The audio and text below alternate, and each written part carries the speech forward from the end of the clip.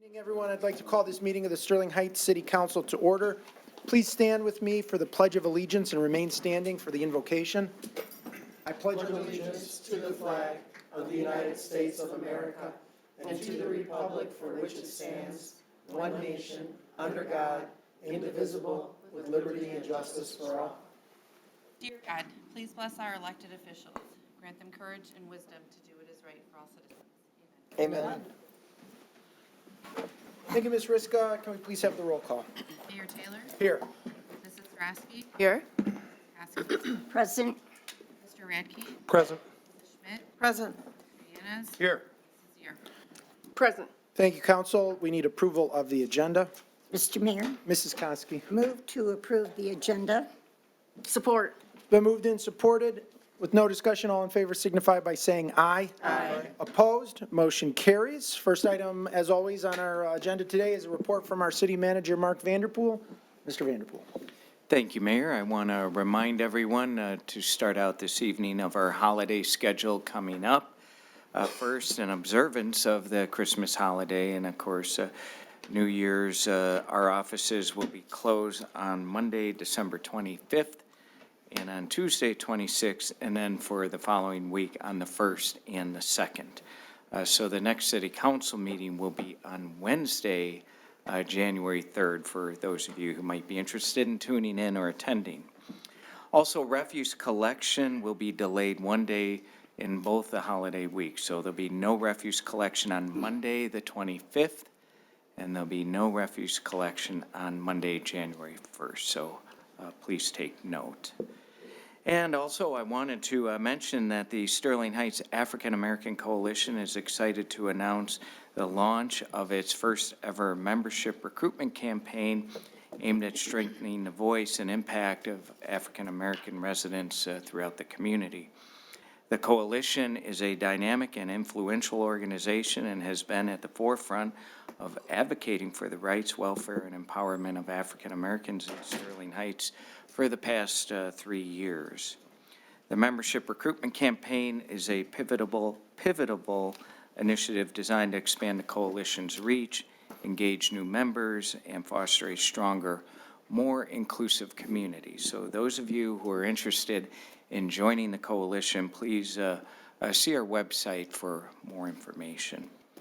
And Mayor, I'd like to take just a couple of minutes to highlight some of the projects that were started over the past year as we can wrap up 2023 and look forward to continuing these projects going into 2024.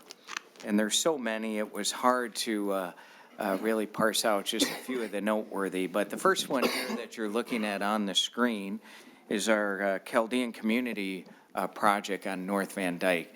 So some of you may have driven by and have been wondering what is rising out of the ground just north of Riverland on Van Dyke. And if you look to the right, that will be the finished product in the next couple of years. So the Chaldean Community Foundation development is right along our Clinton River trail system.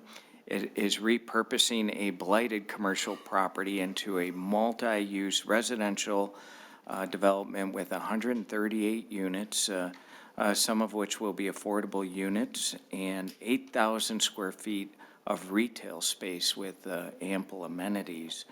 The project will also establish a wetland area aligning with the city's commitment to sustainability. What's especially noteworthy with this project is the design features. It certainly has a significant wow factor. It's going to be the catalyst for additional development throughout the North Van Dyke district. So look forward to more exciting projects like this in that corridor throughout 2024 and beyond. And also, finally, Jollibee will be opening up in early 2024. We're hoping January. The Philippines-based fast food will be the first location in Michigan. So along that stretch of road on M59, we have a lot of firsts up there. First Watch, There's a couple of other locations in Michigan, but we were one of the first in Sterling Heights to have them locate here. Total Wine is one of their first and only locations in Michigan. There's a couple others now, including Novi and I believe Grand Rapids. Portillo's opened up their very first location right here in Sterling Heights, first store in the state of Michigan. And same with Jollibee. So look forward to this destination place opening very soon. And also, this is a really interesting project. Smash Padel is a new business opening in Sterling Heights next month. It's a sport that originated in Europe. It's kind of a mix between racquetball and pickleball. This will be their first location in the country, located right here in Sterling Heights. This is super cool, in large part because a number of Detroit Red Wing players have founded this organization, including Henrik Zetterberg. Now, you can imagine what those meetings were like for our staff to attend with Mr. Zetterberg. To say we were all a bit starstruck is probably an understatement, but look forward to this opening up, and you're certainly welcome to visit it and partake. They would love it, but this is going to be a destination place for the entire state, certainly southeastern Michigan, and we're really proud to host this use in Sterling Heights. And Harut Cafe, this will be located on 15 Mile Road, west of Dodge Park, the first manga cafe in Michigan, serving amazing juices and sandwiches and a variety of other assortments. So look forward to visiting this really unique site and destination right here in Sterling Heights. And Big Mo's Kitchen is a Michigan chain restaurant that serves quick gourmet carryout. So this will be not the first, but it's among just a few in the state of Michigan so far, and the first in Macomb County. So we're glad to have Big Mo's Kitchen opening up in Sterling Heights as well. And of course, the long-standing planning for the lakeside redevelopment continued in 2023. The City Council approved the Corridor Improvement Authority District that will be the mechanism to finance some of the public improvements that will be necessary to reimagine the lakeside area. So you can look forward to more progress with the Lakeside Redevelopment Project in 2024. And then Pet Suites. This is a really interesting project that will be opening in 2024. It's under construction as we speak. This is a pet resort. I'm not kidding when I say resort. This is going to be one of the nicest pet boarding, daycare, training facilities in the state. There's a number of these across the country, but there's only a couple in Michigan. The other one is in Novi. And for those of us who are often in the doghouse at home, this is a good place to go and stay if you have to, even for humans. This is really, really nice. It'll be one of its kind.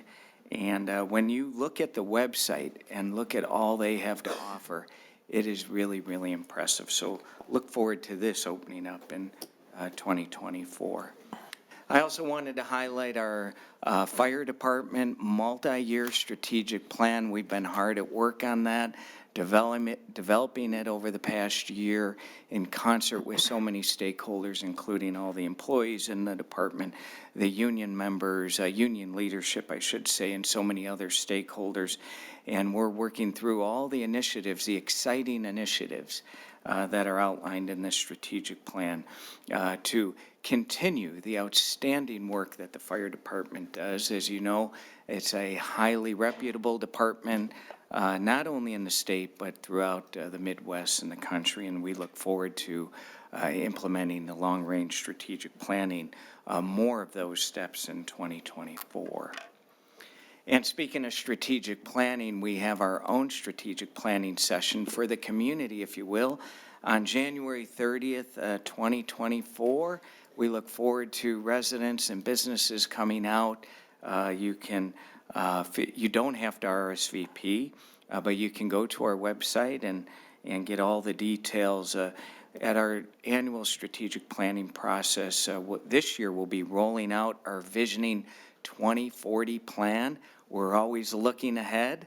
Our budget looks ahead a few years. Our strategic plan looks ahead of a few years, but our Visioning 2040 plan looks ahead 10, 15, 20 years. So look forward to that being rolled out at our strategic planning session. In addition to the city's new branding and marketing effort will be unveiled at our strategic planning session. This will be a multi-year effort highlighting all the good work that's going on in Sterling Heights and the community through different media outlets. And we're also going to have a special appearance. Peter Kageyama, author of For the Love of Cities, will be making a special presentation at our strategic planning session.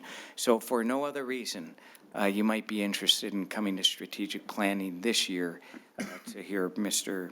Kageyama talk about continuing the good work that's going on in Sterling Heights and thinking about some new ideas that others are implementing across the country as well. So it's been a really busy 2023. This is just a sampling of a lot of the fun projects we've been working on, but look forward to a lot more to come in 2024. And Mayor, that concludes my report this evening. All right, thank you very much, Mr. Vanderpool. We do have a presentation tonight, and that is to receive the annual comprehensive financial report for the fiscal year ended June 30th, 2023. We have a presentation from our Assistant Finance and Budget Director, Nick Mackey, with support from Plant Moran. But first, Mr. Mackey. Thank you, Mr. Mayor.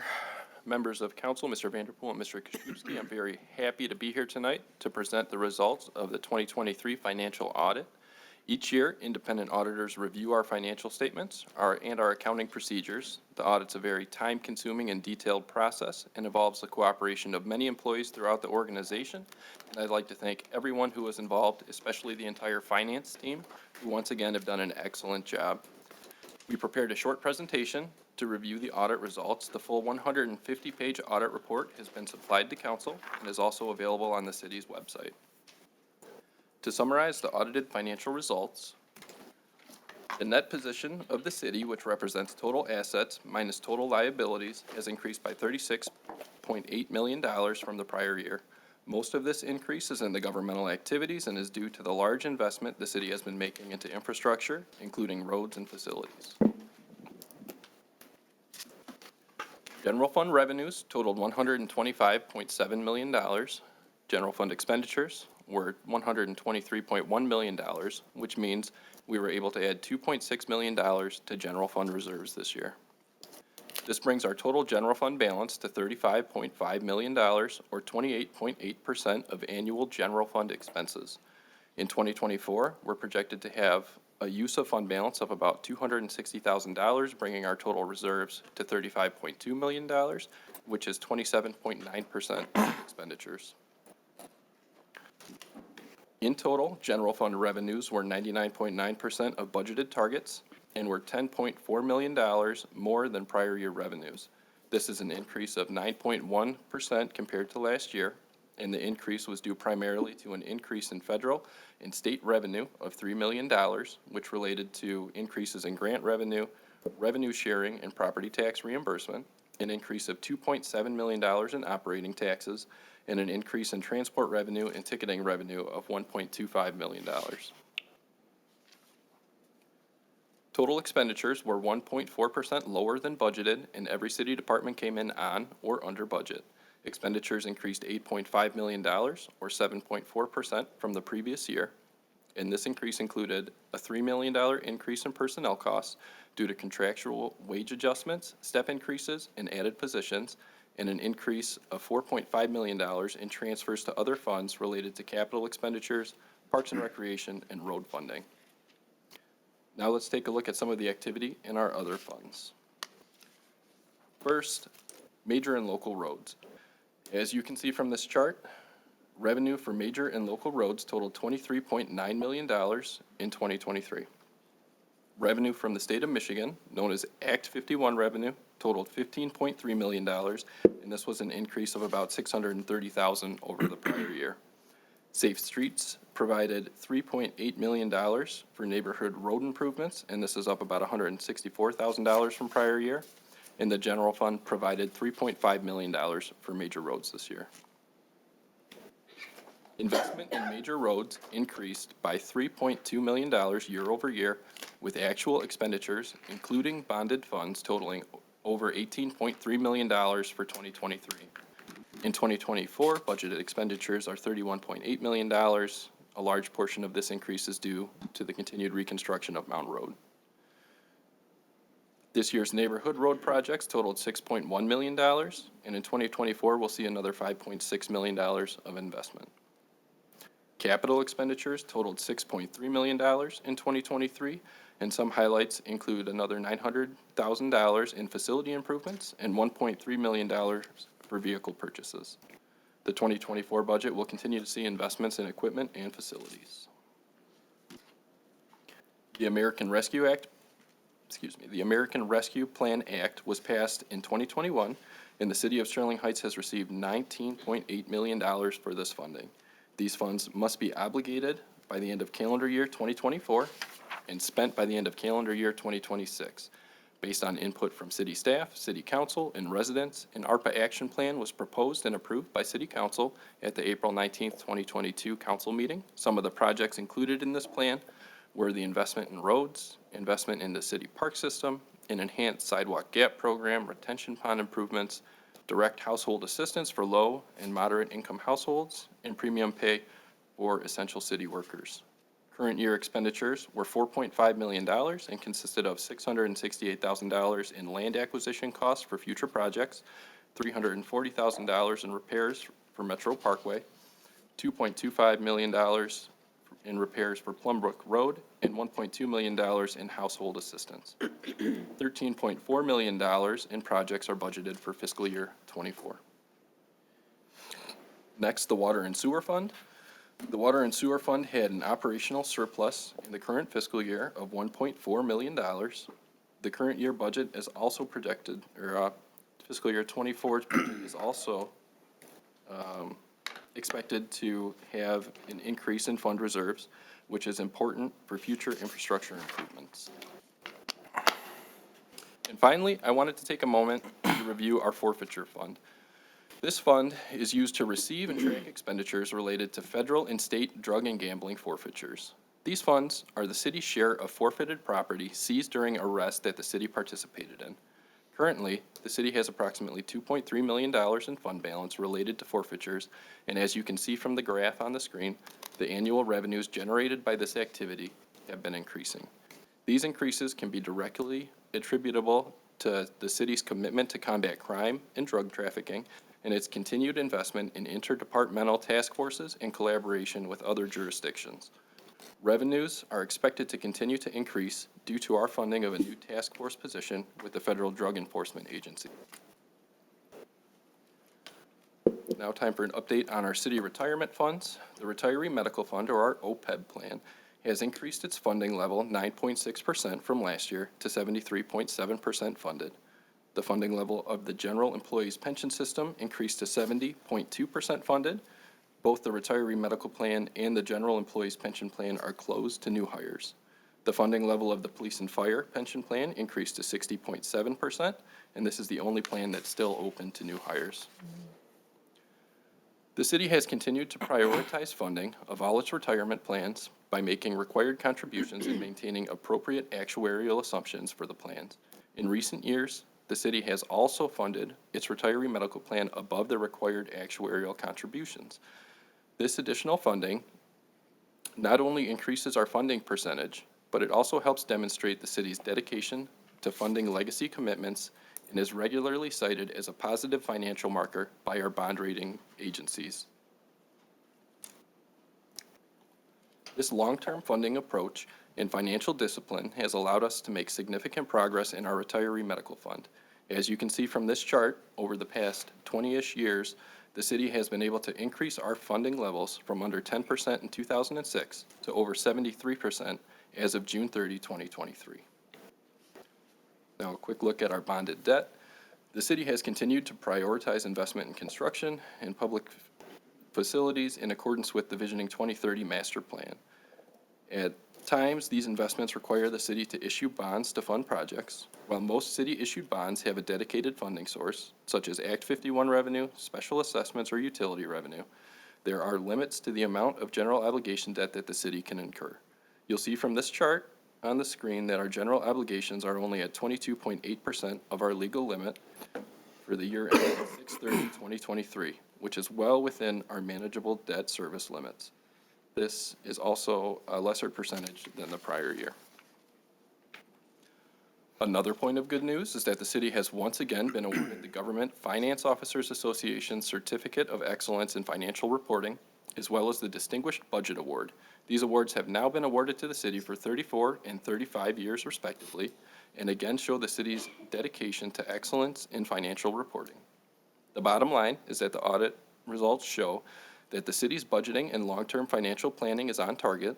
We are continuing to add to general fund reserves, ensuring adequate resources will be available to weather any current and future economic uncertainty.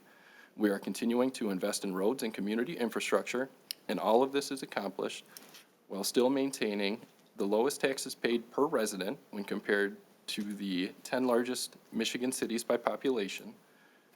And we continue to have one of the lowest millage rates in Macomb County.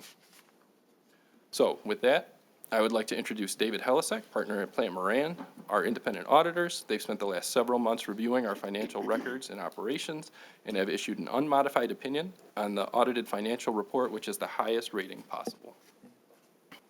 Thank you, Mr. Mackey. Again, my name's Dave Helisek, a partner with Plant Moran, and I am pleased to be before you this evening to discuss or supplement perhaps Mr. Mackey's presentation related to the June 30, 2023 audit. So prior to this evening, we had three deliverables that we provided, Mayor and Council, our financial statement, or the act for which Mr. Mackey referred to. Once again, congratulations on the 34th or 35th consecutive year of receiving the award for financial reporting. That is a really big deal, especially for having that many consecutive years.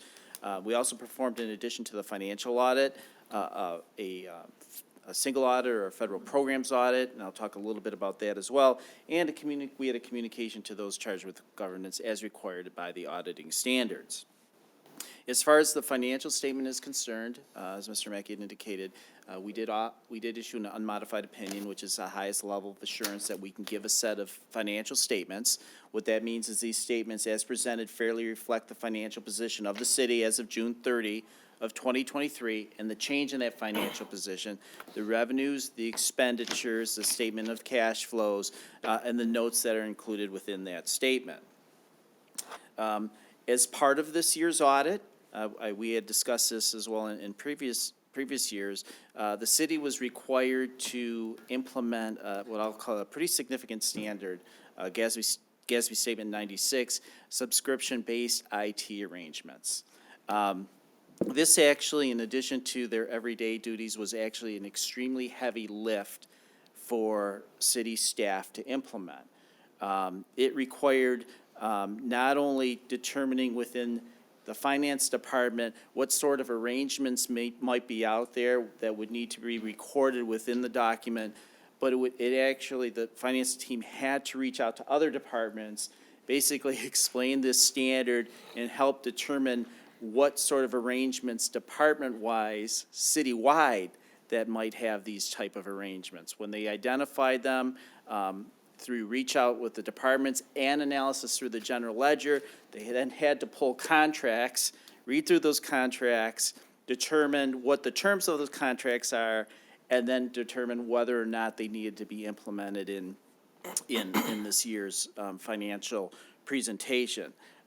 So in addition to everything else that we give a pretty extensive list of items that we need for the audit. This was added on top of that this year. So again, that was a heavy lift, something that hadn't been done historically, but the city did a terrific job in implementing that. As far as the the audit itself went operationally and recording-wise, it went terrific. The city has historically done a great job of providing us information on a very timely basis, and this year is no exception. They're always available. As Mr. Mackey had indicated, we're here probably for a much longer time than they hope, but there's a lot to go through in a 171-page document. Very responsive when we have questions. The city staff do a terrific job of actually digging into not only the standards, but kind of the nuances of the financial reporting that changes from year to year. So I talked about the opinion. It's an unmodified opinion on the financial presentation.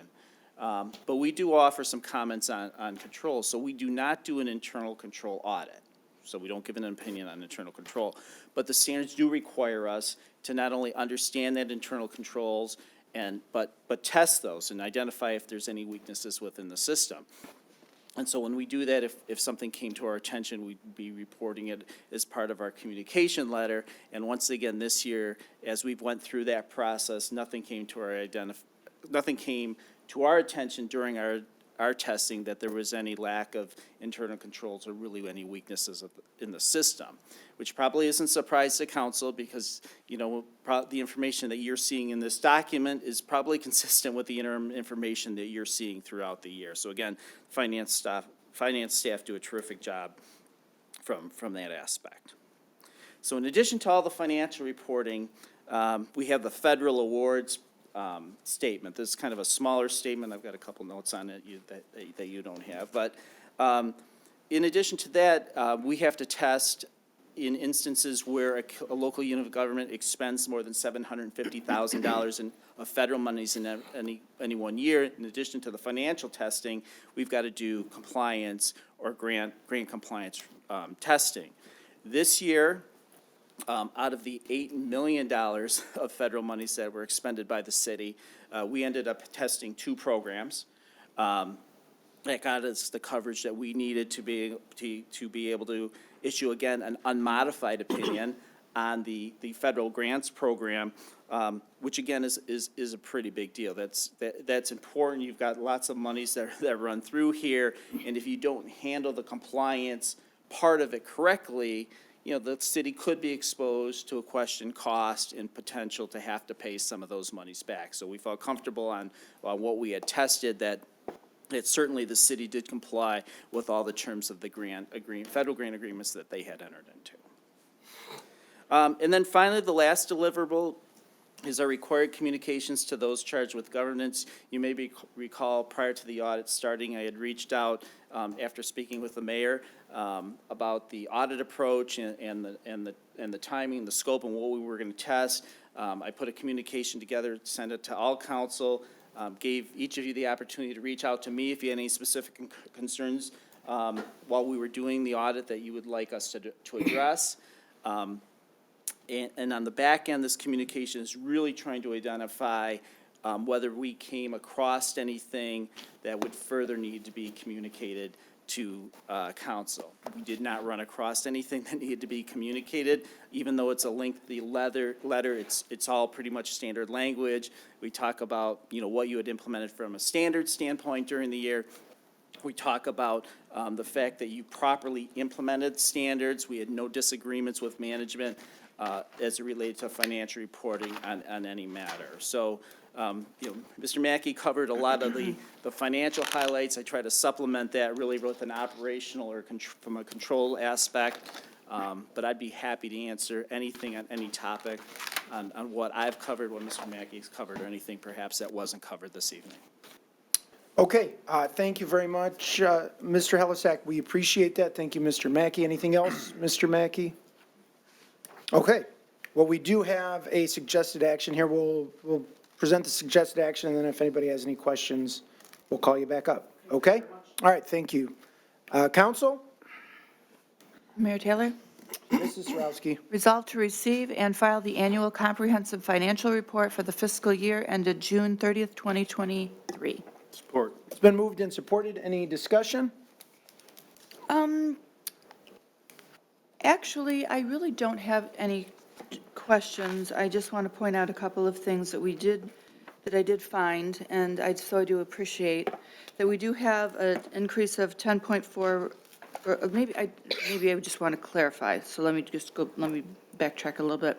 So through the chair to Ms. Varney or Nick, I'll hit Nick. Sorry, Nick, or maybe it's not sorry, it's your turn to shine, so happy to have you shine. So Nick, to just clarify, so this amendment or this year that has ended, we have an increase of $10.4 million, is that correct? Is that how it came out? Yes. Okay. No. Sorry, no. Increase in general fund balance of $2.6 million. General fund balance is Yes, 2.6. The revenue. Revenues were 10.4 million higher than prior year. That's that's what I was going with. So the GF was 2.4? 6. 6. All right. So I do appreciate you clarifying that.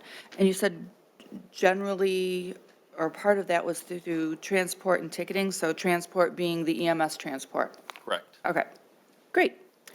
Love to hear that because I know that was a question where we were getting some of our money and if that was also feasible, so that's good to hear. Keep that in mind for other uses or future use. And that's really pretty much my only questions. You did a very good job. Really happy to have you do that. And I don't have any other questions. Okay, thank you, Mrs. Sarowski. Council, anyone else? Going once, twice, okay. Well, you answered all the questions. Good presentation. We appreciate it. I think on behalf of the city council and really the residents of Sterling Heights, I want to thank Jennifer Varney and her staff, all of our department heads that collaborated with you, but certainly we have come to expect a very high level of service, high level of professionalism, and so whether it's the police department or the fire department or our finance staff, this is certainly what we expect, and it's what our residents deserve. So good job to all of you. Thank you, Mr. Mackey, for your presentation. Mr. Helisak, we appreciate the work on behalf of the city of Sterling Heights, and I'm sure we will see you again this time next year. Okay, council, with that, all in favor signify by saying aye. Aye. Opposed? Motion carries. Thank you again. Appreciate it. Next up is a public hearing. This is to consider the application by Sterling Square LLC for a horizontal mixed-use planned unit development on approximately 15.1 acres of land situated west of Shaner Road, on the south side of 15 Mile Road in section 35 of the city, PPUD 23-0004. We do have a presentation by our city planner, Dr. Jake Parcell. Dr. Parcell. Thank you, Mayor Taylor, members of council, Mr. Vanderpool, Mr. Koszubski. I'm thrilled to be here tonight with an application from Mr. Jaju with Sterling Square PPUD 23-0004. I'll be presenting this evening with our assistant city planner, Mr. Sean Keenan, and together we're really excited to show you this project we've been working on with the applicant for about a year now. So the applicant's requesting approval for a PUD to allow the development of a 64-unit multifamily apartment complex. These are in 5 multifamily buildings. There are also 4 commercial buildings, 2 proposed now and 2 to be phased later, should they identify tenants. Location of this is west of Shaner Road, south of 15 Mile, and also the underlying zoning is C2, one of our commercial districts, planned comparison district, located within one of our traditional mixed-use overlay district nodes. Existing land use is a vacant property. This land use, as you may have seen in your backup supporting material, is a retired landfill. We'll discuss some of the environmental considerations that we've gone over with our Office of Engineering and with the applicant and his engineering team as well as we go through our presentation. Planning Commission recommended approval to the city in November for this as a vote of 6-1 with 2 members absent. And with that, I'll pass it over to Mr. Keenan to begin some background on the project. Thank you, Dr. Purcell. As mentioned, the parcel is over 15 acres in size and zone C2 planned comparison district with the traditional mixed-use node overlay. The parcels, as well as the parcels to the west and the parcels to the north across 15 Mile Road. Parcels to the south are zoned for one-family residential district. To the west is the Baumgardner Park. The one thing to point out is the C2 district as well as the overlay district would allow such uses as retail nurseries, lawn and garden supply stores, department stores, and supermarkets, some more intense uses than what's being proposed today or brought before you today. The proposed development, mixed-use development, meets the spirit of the master land use plan, that classifies future land use for the parcel as traditional mixed-use development. This slide shows the vacant parcel. The site is going to be developed and includes the surrounding uses. Office of Planning went and looked at some of the commercial plazas across the street to the north. That's the Brookside Villa Plaza. We were surprised to find out of the 24 units that are within the plaza, there was only one vacancy. When we went to the adjacent plaza to the east, the Red Run Plaza, the 12-unit plaza that faces 15 Mile Road, we were surprised to find out that there was only one vacant unit that was available to the public.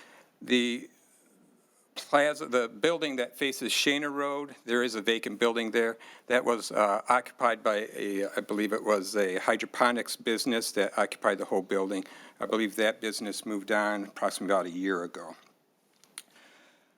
This is, if you haven't driven by, just a slide of the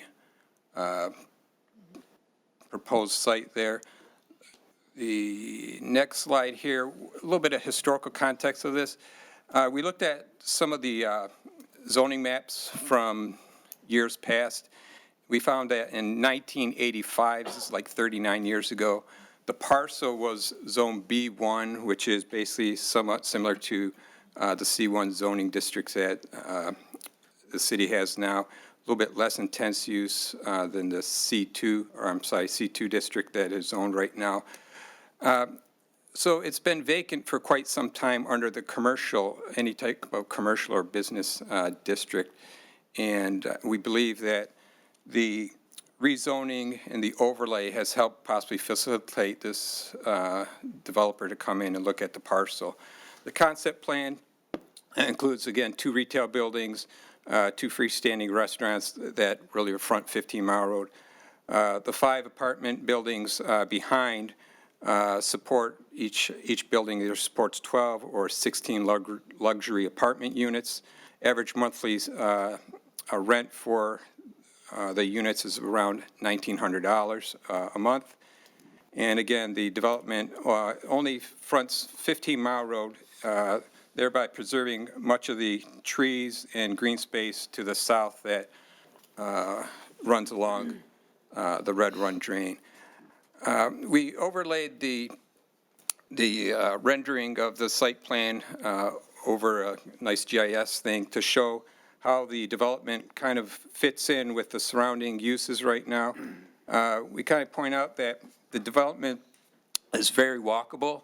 It connects to the adjacent plaza with a sidewalk to help, again, facilitate and help that plaza and the businesses that would be located in there, as well as the businesses within the development at front 15 Mile Road. So there's also a connection from the apartment units to the Baumgartner Park to the west, and then also it's very walkable, providing interworking sidewalks that lead both to the sidewalks along 15 Mile Road and also to Shana Road. One thing to point out is the distance or buffer that's being maintained between the apartment units and the Red Run Drain is approximately 280 feet wide. That does a great deal in helping protect water quality. That corridor can also support a good wildlife corridor as well. This is kind of just a floor plan and elevations of the commercial building. Each commercial building will support up to, I believe, is 8 units, retail units, maybe less if a business wishes to take 2 or more of the units. This is elevation as well as floor plan of, I believe, the 6-unit apartment, or sorry, 12-unit apartment building. The facades have been updated to include more durable materials that wrap around the building. Some revisions that occurred after the Planning Commission to address some of their concerns was to reduce the number of parking spaces for the residential and also the commercial So the total parking was reduced from 370 units to 281 units. This increased the green space on the site. Also, more walking paths were included within the development to, again, increase its walkability. And as I mentioned before, there's more durable facades are being used around the entire buildings. This is a rendering of both the apartment complex on the left as well as a commercial building on the right. Thank you, Mr. Keenan. As you'll see here in this rendering, some of our lessons learned from previous applicants that have come through is you'll notice now balconies and wrapping around of the stone and durable material facing 15 Mile to increase the appeal of this on the street. We also have single entry access to the units here, which will be individually locked for security purposes. With any planned unit development, we go through the modifications to the zoning ordinance. Quite frankly, when this came in the first time, with our first horizontal mixed-use project being proposed, I expected a laundry list of modifications to be presented to us. But we worked very diligently with Mr. Jaju and his team to reduce it to only 5, 2 of which are 2 that you're probably very familiar with. Eliminating parking for recreational vehicles, and also the reduction of parking spaces number 5 for the residential portion to 120 parking spaces, a ratio of just less than 2 per unit. We also have a reduction of the required distance between commercial buildings from 30 feet to 22. This will be used for pedestrian plaza to help people walking through the site. Reduction of the required side yard setback on the western property line, which is where the connection to Baumgartner Park will be. And then allowing parking to be located within the front yard setback off the center line of 15 Mile Road. Just to bounce back really quickly, so give you a perspective on that. This development is moved closer to the right-of-way than some of the adjacent developments. However, we worked with the applicant to ensure that it was stepped back so that it's not completely overwhelming the development to the east. The parking taking place in the front yard setback helps move the buildings closer to the road so they are more in line with the front building line as required by the traditional mixed-use node. So it is closer to the road while also allowing parking there, thus the reason for that modification. The PUD is a pretty unique one that we spent a lot of time working with the applicant on and with our legal team on, and we're really happy with some of the recommendations that we have here. Hours of operation for the commercial units are to be from 7 a.m. to 11 p.m. This is quite standard within our C2 zoning district. You see this for a lot of restaurants. This way, when something comes in for special approval or for a use permit within the plaza, we have consistency for the hours of operation for all of our commercial suites. Uses in the commercial unit shall fit the character of the neighborhood and be desirable on a walkable level. This excludes some uses such as adult entertainment uses, body art facilities, pawnbrokers, banquet halls, and drive-through uses at this time. The Planning Commission then will be approving all special approval land uses subsequently through this PUD agreement. A total of, and this is very exciting as well, no fewer than 10 level 2 fast charging stations or supercharging stations for electric vehicles will be provided for the residences and 4 for the commercial units. Something the city's worked through our EV master plan is to provide alternative charging measures through people who want to find new transportation opportunities with electric vehicles. This way, when you shop or stay at these residences, there'll be options here to charge your vehicle. Prior to site plan approval is designated through the PUD condition. All plans should be reviewed by the Michigan Department of Environmental, Great Lakes, and Energy regarding the landfill and cleanup on site. And then also for a timeline for consideration. The site plan approval must be received within 1 year of approval. The first phase will be completed within 18 months. Building permits can go concurrently with site plan approval. And then the full development here will be completed in 30 months. We've worked on a really interesting phasing schedule with Mr. Jaju, where it won't just be all retail and then all residential. We'll be doing 1 retail building and 2 residential buildings, and then the rest of it at a time, so that the entire site is developed at once. So when we look at our planned unit developments in the city, I think it's important to provide some context of what we see in terms of our conditions as well. This is the second least dense development that we've seen through a conditional rezoning or a planned unit development agreement since 2018. You'll see here on the right side of the screen the approved applications that have gone through. Legacy Heights is a duplex development, and Stonehill is a single-family development coming in around a similar units per acre. Mr. Jaju is proposing to retain approximately 50% of the site, This is a majority of the site's trees. As Mr. Keenan mentioned, this is for the natural waterway in the back and to provide a buffer. And it's also one of the largest sites that we'll be having developed, but he's only proposing to develop around 9 acres, around 45% of the entire site out of the floodplain. When you calculate the density at only the disturbed area, the density is approximately 7.1 units per acre. So he's trying to make as much use efficiently with the land as possible that comes out to an outcome that works for him economically. Here we're retaining a great amount of our trees and natural features that people in the surrounding multifamily to the south enjoy, and also to protect the waterway. So it's a very low density development in terms of what we've seen in a lot of our other planned unit developments, quite considerably in fact in some of them. So as I mentioned before, this site's nature is a former landfill. I believe it's been retired since the 60s. However, we have made sure that we did our due diligence on this with the applicant and our city's Office of Engineering to protect anything that is going on in site in terms of disturbing it. So the applicant must complete a due care plan with the Michigan Department of the Environment, Great Lakes and Energy. The Sterling Heights Office of Engineering will review this in full prior to shovels going in the ground and site plan approval being issued. The applicant has completed already 19 soil samples on site, 11 groundwater samples, and 13 soil gas screenings, and provided this to the state for review. So they're doing their due diligence on their end as well. This mitigation will also help the city remediate a brownfield through this development process. So we'll be doing a significant cleanup on the site that will help the city improve and remediate this former landfill. The applicant will only be developing the frontage here as an effort to preserve what is called a Green Initiative Green Stormwater Infrastructure designated parcel through SEMCOG. The rear portion of this parcel is for stormwater infiltration, is designated by the SEMCOG and by the county. So we'll be preserving this as well by only just developing up at the front on 15 Mile. And then also we're proposing to eliminate only on-site trees that are poor, and then replanting what is going to be removed, all in the least wooded portion of the site. So anything that is related to the stormwater mitigation strategy and with the environment for remediating the brownfield would be reviewed by the city and the state, and we've been working with the applicant and SME to do this as well throughout the process.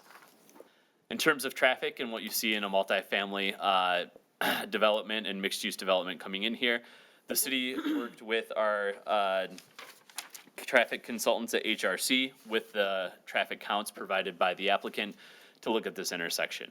The intersection is appropriate for a community the size of Sterling Heights and operating as such.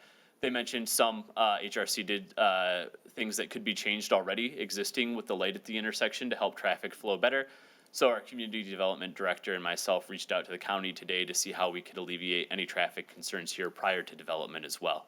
A traffic study was completed here, and we found that there should only be an increase of approximately 3% in the morning and less than 2% in the evening of traffic at peak hours.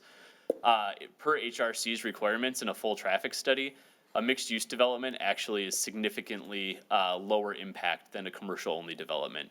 C2 is a relatively high commercial, high-intensity commercial zoning in the city, and if we developed the full 20 acres in commercial, we'd anticipate seeing around 244 to 340 more trips here, and we're around 1/3 to 1/2 of that in a mixed-use development because people are typically not leaving their home more than 3 to 4 times a day, as you'll see in a typical commercial development. So, in recommendation and summary, the Office of Planning and Planning Commission are recommending approval of this development. We believe that we've worked well to find a mix of density that works on site while retaining most of the natural features. We believe it's appropriate for this node and provides will help support existing commercial and residential conditions. There's a great deal of commercial need or desire in this area, as demonstrated by the low vacancy, and also the influx of the 64 multifamily units will help support the restaurants that exist there as well. This is a substantial $25 million investment in the community. Not only will we be providing luxury housing stock and high-class amenities for commercial, but we're also helping by cleaning up and remediating an existing landfill and cleaning contamination on site while retaining a majority of natural features. The project is in compliance with the master land use plan and underlying zoning, and also the applicant is proposing to work with the city in terms of connecting to our public parks, supporting pedestrian traffic from Shaner up to 15 Mile by providing public walkways, and preserving over 50% of the site's open space, which is a wonderful natural pathway. We've worked with Mr. Jaju for quite some time we've come a very long way in terms of how we've worked on the density and the paving and the facade and the materials used in this development. And I believe we've come to a product here with him that meets a lot of the city's goals in terms of our sustainability plan, master plan, and underlying zoning. And with that, I am open for questions, and I thank you for your time. All right, thank you very much, Dr. Parcell. Thank you, Mr. Keenan, for your presentation. Would the applicant like to make a presentation as well? Good evening. Zaid Arabo from ZA Design Build. I'm the lead designer. Behind me are a couple of gentlemen from SME Engineering. They worked very hard with us and with the city planning and engineering to design the site from the ground down, of course. Mr. Jejo behind me is the owner of the property. There's not much more I can say than the two gentlemen just put out. We're just extremely excited about this project. When we approached the site, it's a big site, 15.1 acres.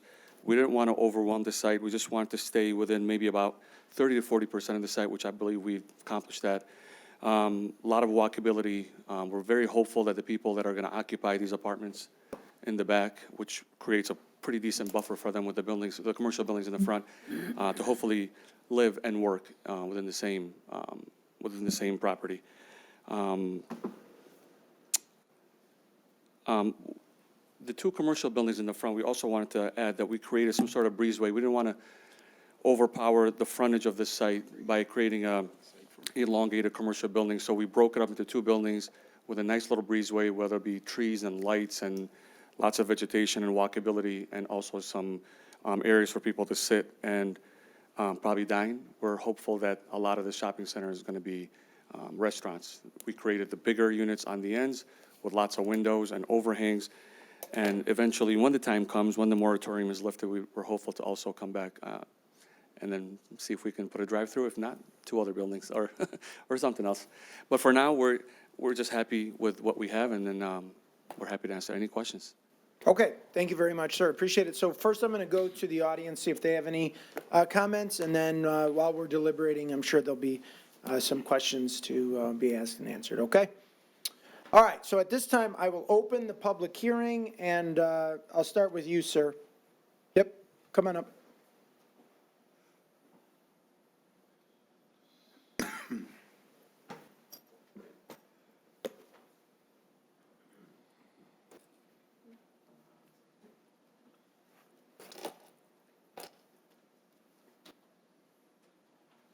Thank you.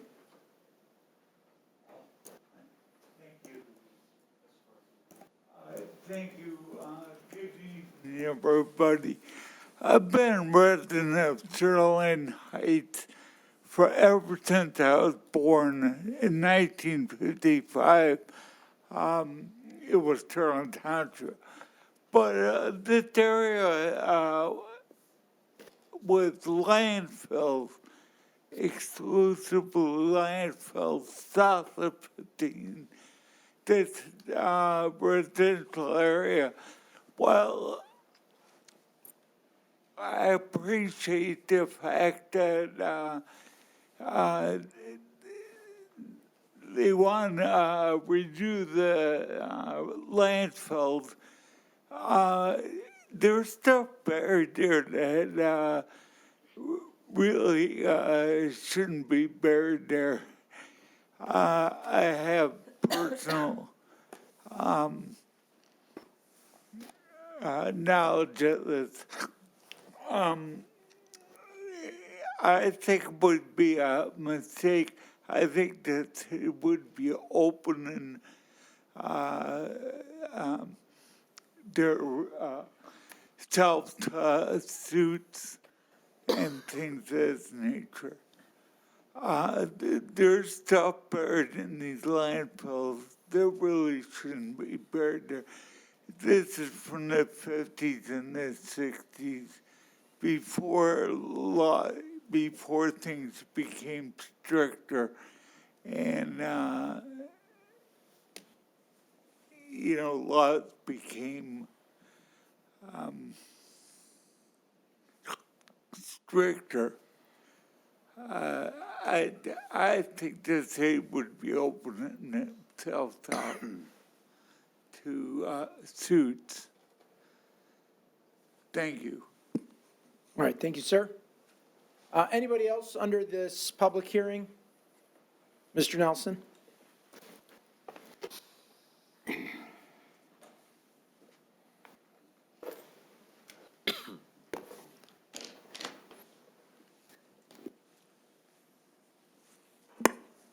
Ken Nelson, Fire Steel, Sterling Heights. I've got a couple of items, and most of them are from the Sterling Heights Planning Commission. Some of the things that were brought up at the Planning Commission. I'm entirely upset about PUDs to begin with. You all know that. The ability for U7 to make whatever changes to our zoning ordinance you feel will fit into this property. The meeting that was the September 13th meeting of the Planning Commission, there's a couple things here. The gentleman brought up about the landfill, and I think fast-talking Dr. Purcell just breezed right through all of that. That's a big issue. There's also other places within Sterling Heights that we're developing that were also involved with the landfills. This was, let's see, quoting, Mr. Inks conveyed they received correspondence from a resident. He read, this site has been identified as SEMCOG's green initiative as a green stormwater infrastructure opportunity area, and asked Dr. Purcell to expand on that. I think you did. I think you expanded on that here. I just couldn't understand it. You were talking too fast. The developer talked at that meeting, and I actually was very proud of him because Mr. Inks and a couple other the planning members were trying to get him to move the buildings closer to the road. That's real cool. Evidence, the Sterling, what is it, Sterling Square apartments that the Gallows just put up. They've got the building almost directly on the Shaner, very close. If you drive north on Shaner, the first thing that you see is the apartment building. There's an auto parts store right there. It's at least 50 feet setback. You have on the other side of Sterling Square, you have office, and that's set back even further. It looks stupid. We don't need to move things closer. Mr. That's Mayor? Yeah, hold on. Mr. Radke. We should try to keep the comments on the current project. I'm not sure what other I projects. mean, he have to do with is, this. right? I mean, he's talking about this project and moving it closer, and I We moved the parking. comparing it to something else. I'll let him go. Okay, thanks. The one thing that I congratulated the developer afterwards, when he was talking during this, is he basically was given the opportunity to take and move the buildings, and everybody will be happy. He basically said, no, we won't do that. That's not good for the community. In talking about that whole area, the developer explained how there would be at least 9 geopiers that go into the ground. There will also be helical piles to be sure to hit 3,000 to 4,000 PSI. They're talking about existing buildings moving in that area because of the landfill. This is not a place to put apartment buildings. The red ooze was mentioned during that meeting.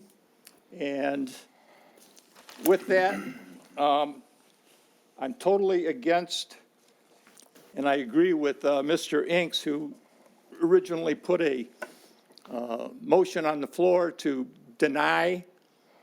I'm totally in agreement with him. Came back as an approval. Thank you. Thank you, Mr. Nelson. Anyone else on this item? You in the back?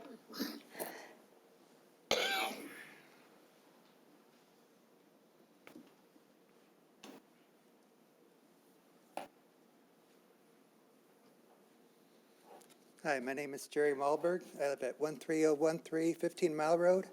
I live right across the street from one of the ball fields.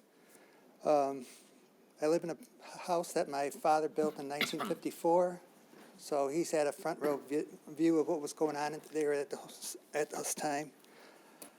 Some of the things that went on at the landfill, he did see a lot of headlights in the middle of the night, which meant that people were in the landfill while it was closed. So I can imagine what that would be. He also had a friend that did say that he was paid to deliver 55-gallon drums to the landfill from one of the industries that were on Van Dyke. And you can imagine that it's only a mile and a half away from all the industrial corridor there. So, you know, it might be exactly the same thing that happened at Freedom Hill, where there is contaminated things there. So the question becomes the cleanup. One of the questions that we had was the fact that if you clean up the developer's section, that whole landfill goes all the way to the Edison corridor to Shaner. So how can you clean up one little section there without cleaning up the whole landfill area? I mean, if you clean up his section, you know, the water table, everything like that is just going to come right back. So that's one of the questions that we did have. Another question that we had was the fact that we live on 15 Mile Road. We are waiting for that sewer project to end so that we can get some clean air. Last thing we really wanted to hear was the fact that somebody was going to start digging in the landfill. So the question becomes, what kind of odors are we going to expect from there? Are there going to be vents? Is the vents going to be odorless? You know, how much odor is going to come if they ever start constructing? And they're talking about these piers being very deep into the landfill. So we're just asking that if there is going to be any odors, can we try to keep those at a very minimum? Because, you know, we've been smelling this sewer gas for a long time. We deserve quality air. We've been, you know, very patient about it. Last thing we wanted to do is hear about the fact that, okay, you know, it's gonna continue from a different area. The residents really that I've talked to, you know, we're all from the township days. We were always told that there was never going to be able to build on that site. So this is all new to us. You know, we started doing Googling about the fact that, yes, it is possible to construct on contaminated land as long as it's cleaned up. So we had a lot of questions. We just felt that the residents didn't really have a good grasp of, you know, the project in that aspect, the landfill aspect. You know, there was a lot of information on the actual building and things like that, but the landfill part of it is the questions that we had. So I thank you. Merry Christmas to everybody. All right, thank you very much, sir. Merry Christmas as well. Anyone else under the public hearing? If not, I'll close that portion and close the public hearing, and council, we need a motion.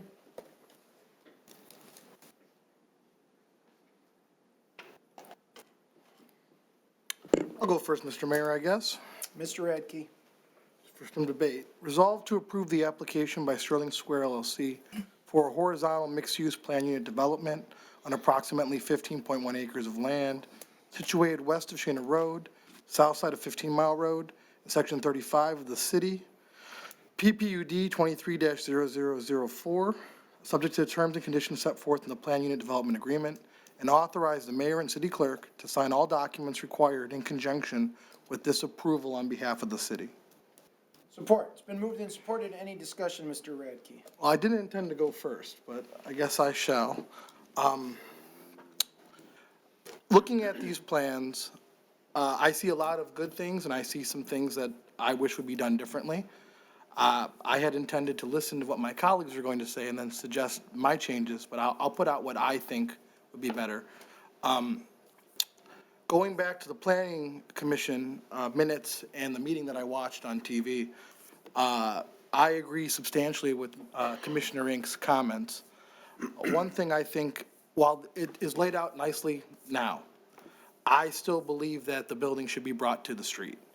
I believe you see a lot of success with this in Troy. You can drive down 16 Mile, and you will see shopping center after shopping center that this has now happened, where the buildings are substantially on the street, abutting the sidewalk, with shared parking behind the buildings. It's highly successful there. They have very low vacancy rates. They seem to be doing very good business, especially at 16 and DeQuinder, and then 16 and John R. Just drive down. You can take a look. So the idea that, which some residents said that this cannot work and it does not work, it's belied by the success that Troy has had on 16 Mile Road. It does work. I also, on top of bringing the retail buildings to the street, I would like to see mixed use in those retail buildings. The most comparable project to this in my mind is what has happened on South Main Street in Pittsfield Township. We had the opportunity, some of us at least, on city council, had the opportunity to visit this project earlier this year. I went to school at the University of Michigan. I remember when there was just vacant land and vacant lots. And now you have a mixed use, both horizontal and vertical. So you have apartment buildings behind, you have a vertical mixed use right on the street. All the apartments were rented when we were there. The average, and this is not going to happen in Sterling Heights, but just in Pittsfield Township, the average rent, I think, was $3,500 a month. It was, and people were living in them, and they were beautiful apartments. I have pictures. I'm happy to show them to you. All that being said, I think that this is substantially where we want to be. One thing that I would also ask, I want to make sure that we have shared parking agreements, I guess through the chair to Dr. Parcell. Do we have shared parking agreements for both the buildings in the back and the buildings in the front so people can park throughout the site, or is there only designated parking for each use? There's currently designated parking for each use. So that's one of the questions I have, because a true horizontal mixed-use project would share parking. And I also am concerned about the number of parking spaces. I'm happy that the parking spaces went down. Parking spaces are a waste of your money and our space, because they don't ever get filled. We have a report from both SEMCOG and the U.S. Census that says the average 2-unit apartment or a condo in Sterling Heights is actually inhabited by 1.5 people, which means there's less than 2 people per unit in these units. So even having 2 parking spaces per unit is honestly too many. So I would be open, I don't know about my colleagues, but I would be open to a further parking reduction. The market will decide on parking, let's be honest here. But I live just down the street, I live at 15 Mile and Maple Lane, in the condos right there on the corner. And I went through my, talking to Dr. Parcell, I went through my condo complex on a Wednesday at about 6 p.m., 7 p.m., right after everybody would get home from work. And my lot, which has over 200 parking spaces, was about 56% full. So that shows that we have too much parking in general for these units. So I would be open to a further reduction. My colleagues can speak to what they think, but I think that we're overparked. Let's be honest, parking isn't valuable to you. You don't want to spend money on parking. You want to spend money on buildings and other things that are going to gain you money in the future. Now, parking spaces are like Schrodinger's cat, right? For each car, you have to have 2. You have to have one where the car is now and one where the future car might possibly be for some time. There's always going to be more parking than there are cars. It makes no sense. The drive-through option, I think, is going to be tough in the future for you. I will urge you to create beautiful patio restaurants. I think that would be a boon to the area, and you would make money on that. I think a future drive-through would be very difficult. I know I'm pushing to ban them in the traditional mixed-use nodes permanently because they don't facilitate walking at anything. They're dangerous to pedestrians. Also, I was hoping, through the chair, to the developer, or is it Mr. Jaju? I know that we talked about, I was hoping that you would agree in the PUD to make sure that the main entrances will always be on the front of the building. Now, I'm on board, you can have 2 entrances, one in the back and one in the front, but I want to make sure that they don't close the front entrance, because the whole idea of a mixed-use development is to have the entrance be on the roadway. Would you be willing to stipulate to that? Would you agree? Okay, and would you put that in an agreement, so in the future, if you, excellent, I appreciate that. Look at everything else. I want to commend the Office of Planning for both adding recycling to the site, which I read in the agreement, and also preparing it for charging. And thank you, Mr. Judge, for being willing to do that. I mean, I want to say you're the second developer to do that, but really the first one with the superchargers, the fast chargers. I think we're moving into the future, and we're planning our sites now more for the future, so I want to commend you for that. With all that being said, I look forward to what my colleagues are going to say. I would hope that you'd take my suggestions in stride. We'll see what they say, and I guess we'll have a vote. That's all I have, Mr. Mayor, for the time being. All right, thank you, Mr. Radke. Anyone else? Mayor Taylor. Mrs. Sarowski. Thank you, Mayor Taylor. So, through the chair to Dr. Parcells, there were some comments made that maybe we need to just readdress and just have a clearer explanation for the audience and some of our viewers. And so can you explain, Dr. Parcells, what that stormwater initiative was? Yes. Thank you. So I got some input on this through SEMCOG and through the City Sustainability Commission. The Green Stormwater Initiative is a future potential designation for SEMCOG for the property, although the project is not going to be launched for the next few years. So basically, they've highlighted all vacancies along waterways in SEMCOG's service area and said this has the potential to be a Green Stormwater Initiative area. We found this out, although this initiative is not underway. We worked with Mr. Jaju to preserve as many trees along the back of it so that we can make sure that we're fulfilling any future obligations that SEMCOG's Green Stormwater Initiative has on this site as well. Thank you very much. Thank you. Now, I did not grow up here, and I did not grow up by this landfill, but I did grow up near a landfill over in Grand Ledge, Michigan. And I do understand the trepidation of people who have lived near landfills, seen what goes on near landfills, heard what might have gone on near landfills. And so can you explain the remediation and the landfill cleanup that we expect will happen at this property if this is voted through? Of course. I understand that as well. Obviously, there's a huge mystery of what's under the soil at this site. Correct. So the applicant has done some significant testing on here already and submitted it to the State Department Eagle for review. They complete what's called a Phase 1 and Phase 2 and a due care plan for cleaning the property.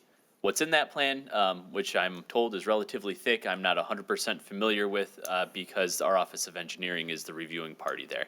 So we've brought in the applicant and his engineering team at SME to meet with the city's Office of Engineering multiple times over the past year, just to keep us up to date on any potential types of mitigation they're going to have on site and let our Office of Engineering review it. I've been assured by Brent Bayshaw, who's the city engineer, we won't allow shovels to go in the ground until we get a document from Eagle that says this site is buildable, this site is going to be safe for habitation. If these documents are not received by the city, the site's not going to be constructed. Final site plan approval won't even be granted, and it'll be, retained as is. In the due care plan, through the testing that Mr. Jaju provides to the state, it will outline what he needs to do to clean the site up. So he'll have a list of items here that lead to him remediating the site and cleaning the landfill out of the site, which we view as a pretty substantial public benefit. Clearly, the landfill's been here for quite some time, and we found through a lot of our public comment that there's a lot of concern about the landfill here, as many other sites kind of up and down this area in the city. So we view it as a really good positive by, one, getting the due diligence done and helping us understand what's actually here, and then finding a way to clean it up. So we won't allow anything to happen here, any construction to happen here, until we have feedback that all testing's complete and everything is going to be safe for people to be building there. Okay, thank you, Dr. Parcells. Also, there was an item brought up that even if that land is approved by Eagle, there may be venting that might need to be done, and the air quality may still be compromised. What is that? What do you say to that, and what can we expect from that? I would defer potentially to SME to make a comment on that, but they would potentially have some type of venting in the back. I do know that the scent and the odor for the air through the drain project is a county initiative, and that scent is not going to be a long-term scent occurring on the site. Anything else that will be with the venting will be unrelated to the drain project going on at this time. But if SME has a comment on the, venting that we've gone over with our engineers and yourself, I please invite you up.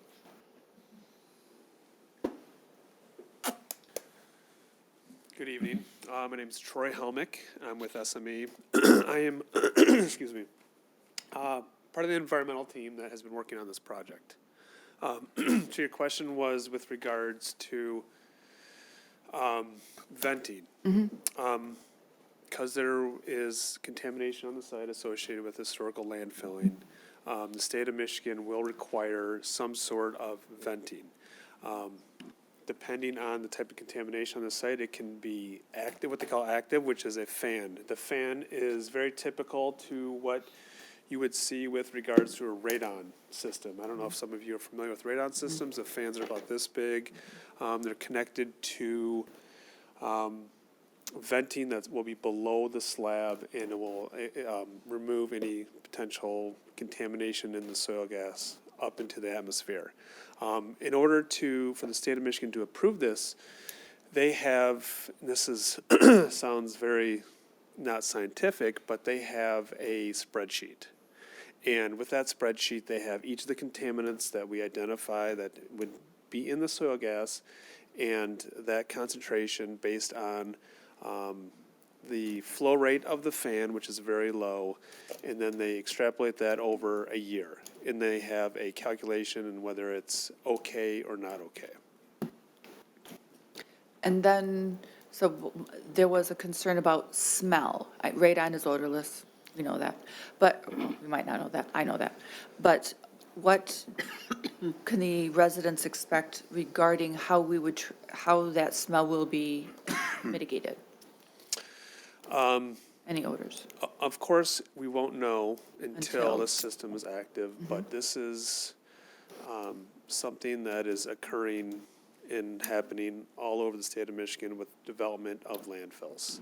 And these systems that we plan to install and have been previously approved by Eagle, it's common practice.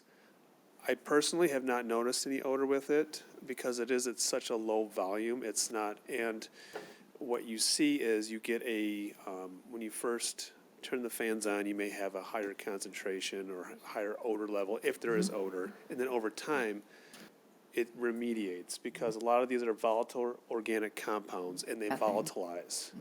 And so it will go down and remediate over time. Yeah, especially methane being one. Correct. Okay. Okay, well, I appreciate that. Thank you very much. That answers the questions that I'm hoping the residents have. At least for now, we're intending to monitor and mitigate that. Thank you. Okay, yep, thank you. Okay, so for now, I do want to commend the Office of Planning and Dr. Parcells in particular. Usually my concerns are density, proven or shown that this is a very low-dense project. So you great job at addressing that for me, because you know that that's always going to be one that I hit you on. Also, I'm really happy that, thank you for explaining the stormwater and the Eagles' response to all of that and the remediation. I'm really happy to see that there's some recycling, as Mr. Radke said, ecology, and then the traffic study that was done, because that's also something that we're always very concerned about. So public walkways look good. Mr. Jaju, this is a very nice project. I'm thinking this is looking good, but I do want to hear what the rest of my colleagues have to say as well. So thank you very much. And that's all I have for right now. I reserve my right to speak again. Thank you, Mayor Taylor. Thank you. Okay, thank you, Mrs. Sarowski. Council, Mayor Mrs. Taylor, Schmidt. thank you. I have a few reservations about this development, and I guess to start off, if you could go back to the aerial view from Shaner to the fire station. This one? Yep. So we're going to add 2 more driveways from Shaner to the light at the fire station and Sterling Heights High School. There will be 13 driveways, all pretty much facing each other. So what I'm seeing here is the nightmare of 15 in Ryan, but the East Edition at 15 in Shaner. And we know how prone and how dangerous of an intersection 15 in Ryan is with all those driveways. That is a huge concern of mine. I drive this every single day in the morning. I'm not sure where your traffic counts came from. It's like threading the needle to get down 15 Mile in the morning, both ways. I'm wondering why there is no driveway out to Shaner. Yeah, definitely. So when we looked at this project initially, is you look at the site here, there is wetland that creeps up in some areas on this site. And in order to retain the trees on there, we opted to do walking paths out to Shaner to connect it here and keep the vehicular traffic over here to avoid potential any paving in the floodplain there. It's also floodway. The floodway. So all the traffic from this site is going to go on to 15 Mile Road. The two entrances, yes. That's a huge concern for me. With commercial, both commercial and residential, it's a lot more traffic. Let me look at my notes here. As far as vacancies, you stated there's one vacancy across the street. Yes. One vacancy next door. There's a whole building vacant next door to the building that's already existing there, where the hydroponic place was. The Big Lots Shopping Center has vacancies and has been for years. The new Bigby development at Moravian and Shaner has one tenant out of 4 storefronts. So there are vacancies around there. I'm just so worried about the impact of the congestion and the safety on 15 Mile Road. And as far as the odors, they have been there for well over 13 years. And I know the county's working on mitigating that. I happen to live where the Freedom Hill methane vents are, the next street over from me, and I will tell you that when those methane vents were put in, they whistled because there was so much pressure underneath there, and now there's nothing coming out of them and there is no smell. So I would hope that if this goes through and that's what happens, that there will be no odor attached to it. I think Eagle monitors those, and I don't think there's any activity over there any longer, which is a good thing. The question came up, if you're gonna disturb part of this, how does that affect what's left there? And I understand that, so how would you seal off what's left there? That is something that very well may be required through Eagle's due care plan to evaluate the entire site. Most of it comes down to where the contamination is, which is what they're reviewing currently with the soil borings. So we've worked with SME to make sure that they're going further back to see where the extent of the landfill is on site. And then when they go through with their due care plan, they'll make sure that there's no leaching of anything that could be moving throughout the underground site. So there'll be different types of cleanup and retention in areas on the site based on where the contamination is. So we still have a lot of really unknowns about this property, if this can even come to fruition. Ultimately, and from a city's comfort perspective as well, we would be waiting on the due care plan for this. And that determines ultimately, site plan approval. Okay, and then the petitioner, you had mentioned that you were going to do hopefully 2 different restaurants, and then the proposed future restaurants would be drive-throughs. So that's even more traffic. And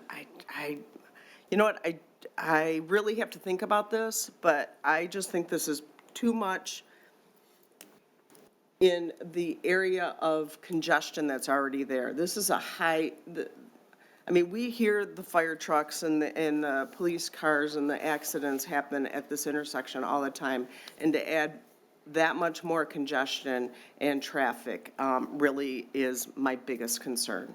So that's all I have, Mayor. Thank you. All right, thank you, Mrs. Schmidt. Mrs. Konski. Thank you, Mr. Mayor. Through the chair to Dr. Purcell. What is the history of the property in that area, like the Red Run Plaza and the 12 units behind? Was there any history of landfill in that section there? Did they do any testing or anything? I haven't been able to find anything through any site plans or approvals on record with the city that there was any landfill under those areas. But I do know that they've had no issues with any mitigation since. There's been nothing needed to be done on the Red Run Plaza site for remediation. And even the vacant building there, they've never had any problems of any kind that we're aware of? In terms of anything related to the landfill, not that I've been able to find through our BSA and A enforcement history. Okay. You said that the petitioner has done some testing already at this point. Yes. Where were those tests done? What area of the property? So the applicant has completed 19 soil samples, 11 groundwater tests, and 13 soil gas for methane screening. They were completed along the frontage here on 15, and they go as far over as my cursor is now, and about as far back at the deepest point, right past the tree line along Red Run, I believe. So it's covered most of the entire western portion of the site. And what did they find? So SME may be able to speak to that more in terms of what they uncovered. Everything is under review with the State Department currently. So it's under review and no results? With regards to, results with regards to, Contamination, what is going to be, or what has been found so far? Has so anything been found, I guess is what my question is. we found a lot, and we found evidence of historical landfill material, glass, brick, all the things you don't expect to see, down to 20-some feet.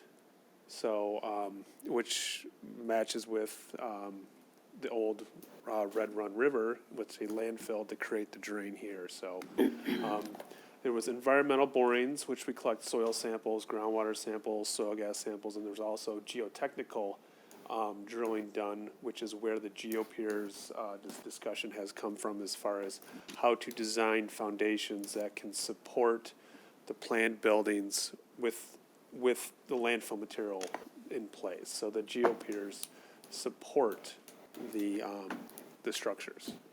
So how does that affect your project financially? It's in short, it's very expensive. It's very expensive. That was my question. Is it going to, I'm assuming that more testing is being done? Or have you gotten all of your samples? There will be more environmental testing to be done with regards to Eagles, the state of Michigan Eagle. Their inquiry as far as building structures safely and for the inhabitants of commercial and residential use. Is it possible that it could get to the point where financially this project would not be feasible for you? That is not an answer for me. We've included that in the budget. Sir, if you're going to talk, I just ask you to come up because we can't really hear you without use of the microphone. Thank you. We've included that in the budget, so we've talked to peer companies already regarding to the cost of doing something like this. So that's already included in our budget. So no matter what the tests show, you plan on doing whatever is necessary so that you can complete your project as presented to us? Correct. As long as everything goes through Eagle, that everything's, good to go. Well, is there any reason why they would say that you cannot build there? We're not completed with the testing. We're waiting for all the results to make sure that we're up to with Eagle with everything. We've submitted all the stuff to them. In other words, I just want to be very clear on this. Whatever the results are, you are prepared to make the corrections Yes, ma'am. that are necessary? Yes, ma'am. So that you can complete the project. You are financially Yes. stable to do this no matter what they say? Yeah, if they allow us to build on it, yes. Okay, why wouldn't they allow you to build on it? We're still waiting for results to come in from them to complete the project, to get an okay to satisfy the needs of everything. In other words, there's a possibility that you could not, That's why the environmental is here to answer the questions for that stuff. So they've submitted all the documents to Eagle, and that's been submitted to them. So we're waiting for results. Just like Dr. Purcell said, there's a shovel not going to go in the ground till it is approved by Eagle. Okay, thank you. Thank you. That's all. All right, thank you, Mrs. Koski. Anyone else? Oh, for sure. Mrs. Zarko. Thank you. First of all, I want to thank you for taking the time to even bring these plans to us. And so don't take any of this personally. My house is actually on this map that you're showing us. That's how close I live to this area. I've lived there since 1978. And I've watched the development. I was there before Brookside Village was actually a plaza. I lived there before the Comerica Bank was on the corner because it went through 3 bank names, I think. It was Detroit Bank and Trust was the first bank that was there. So I've been able to observe this area. I live this area. I know that exiting my subdivision, I can't make a left-hand turn without using the left turn lane, even though it's illegal to do. The traffic there is very, very intense. I'm not sure what this is going to add to that traffic, but I do know that the traffic pattern increases from the time the kids got out of high school, which is between 2 and 2:30 in the afternoon, until well after 7 o'clock in the evening. If you're driving east, you cannot, where your driveways are going to be, the left turn lane actually to go north is backed up already. If you're going south on Shaner and want to go east, I don't know who you've been talking to in the county, but I've been complaining about that light for probably 5 years. And nothing's been done to correct the traffic problem that we have now. This all looks good on paper, and if I told you my least fear is the environmental part of it, because I know that is going to be taken care of with the landfill, that is the least of my problems, or what I see about this, is that I know that once it goes through all the studies, if you're able to build on that, you'll make sure that it's done the right way. So that part of it, the environmental part of it, I know will be taken care of. I know about the accidents in that area. You also have a fire station that puts out 2 emergency vehicles every time they have a run. So these are things that I see on a daily basis. I live this. I live this every single day. The congestion there right now it's historic. It really is. At one time, this intersection was one of the worst ones in the city as far as accidents. So this all looks great on paper, but we don't live on paper. So that's why I appreciate you doing all this. I appreciate your interest that you have in the city. It's just that I think this is the wrong place for it.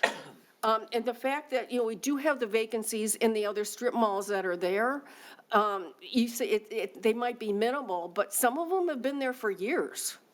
The fact that some of those vacancies are now churches tells me that they couldn't be rented for something else before, so we allowed a church to go in. So these are my concerns. And maybe it's misleading when our master plan tells you that this is feasible in this area, that it's our fault that we haven't changed the master plan. So those are things that I'm considering. Even if we approve this tonight, I can tell you that you're going to be coming back to us and saying that you're going to have to go up another story because of building costs in order to get your money back. I mean, we have 2 projects right now sitting in the city that can't meet what they promised because of the cost of building. So these are things that I'm thinking about. And I have to say, everybody else is still thinking about it. I would have to say that I'd have to be a no vote on this. But I'm only one person, and like I said, I live there. My house, you can see my house, on the map. And I can't see how this is going to fit in with what's already there, with the congestion, and having 2 more driveways out onto 15 Mile when you can't even get out. If you pick up a pizza at Jets, you can't even get out onto 15. It's cold by the time you get it home because you got to wait so long to get out of the shopping center. So, but I'm just one vote, and I'm just trying to be as honest as I can with you. I wish you all the luck if it goes through. And like I said, the environmental part of it, I think that, I trust Eagle and SME to take care of that, and if it's possible, you know, it'll happen. But it's just that I just can't see how this could be there with the congestion there. So, nothing further. Mr. Yanes? Thank you, Mr. Mayor. Oh, I appreciate the comments from my colleague, but I am very interested in the environmental part of this. Through the chair to the developer, sir, can you just a real quick question. So I'm going to make an assumption here, tell me if I'm correct, that you don't have any tenant agreements for your commercial spaces yet? No, we're in the process of talking, but we don't have no tenants yet because we're waiting for this approval. Okay, thank you, I appreciate that. Through the chair to Dr. Parcells. So I'm not familiar with the due care plan. Do we have a timeline from Eagle on when this is going to be completed? My understanding is it's all submission based, so as quick as they can do the testing, the quicker they can review it. I do understand that it should be within the time frame allotted in the PUD agreement that the developer is agreed to get their site plan approval in the next year. And it's obvious that we're here tonight because if Eagle says it's okay and we approve the plan, then they go ahead and Yeah, start it's work. it's Okay. an interesting what comes first. You know, they're kind of in coincidence. Dr. Parcells, if you don't know, maybe somebody else, and maybe the engineer can tell us, is there a cap on that landfill? I would defer to us. Thank. There's no cap. No, No cap. no. And when you, so since I got you up there, so when you did testing, right? Your firm did Correct. testing? And when you did the core samples, was there any leachate that came out of that landfill? So we've done testing on 2 different rounds. We didn't do any leachate testing in 2019, but we did do it, 21, we did do it in 2019. And we did not, there was nothing that was going to leach out of the soil tests that we did provide at that time. Okay, so you don't have any concerns, you yourself as a professional, how long have you been doing this job, if you don't mind me asking? I've been an environmental consultant for, maybe do some math here, almost 25 years. Okay, so you got a lot of experience underneath your belt, so. And you don't have any concern about anything running into the Red Run drain? I would never say that I have. Okay. Looking at the attorney right here. And you're on record. Exactly. Guarantee it. Yeah. Tell Yes. my clients that all the time. Exactly.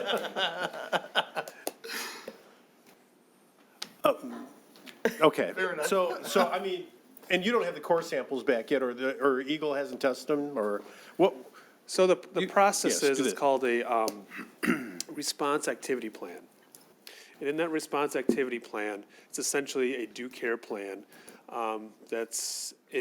It will explain how to build the property safely for the construction workers, and then when it's in its final use, how to operate, live on, the tenants, all the third-party people that may come in contact and be on the property. So residential and non-residential use. Okay.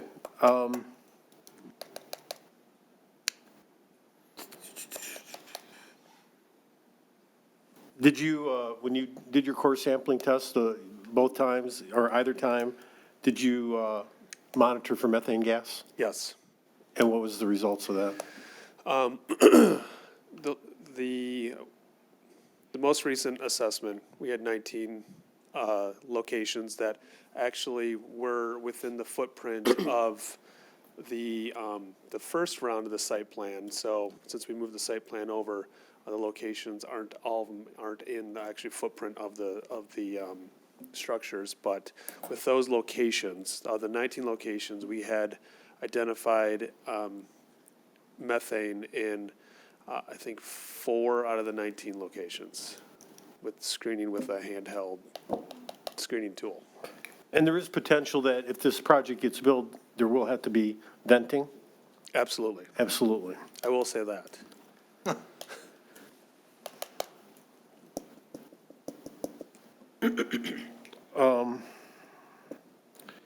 Yeah, you know, I played golf at Sanctuary Lake, which is on a landfill. Right. And it's vented.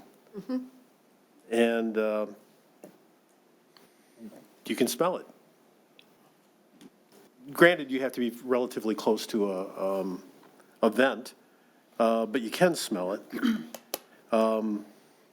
We're in the process, or we're about to go into the process of doing a greenhouse gas emissions inventory for our city use.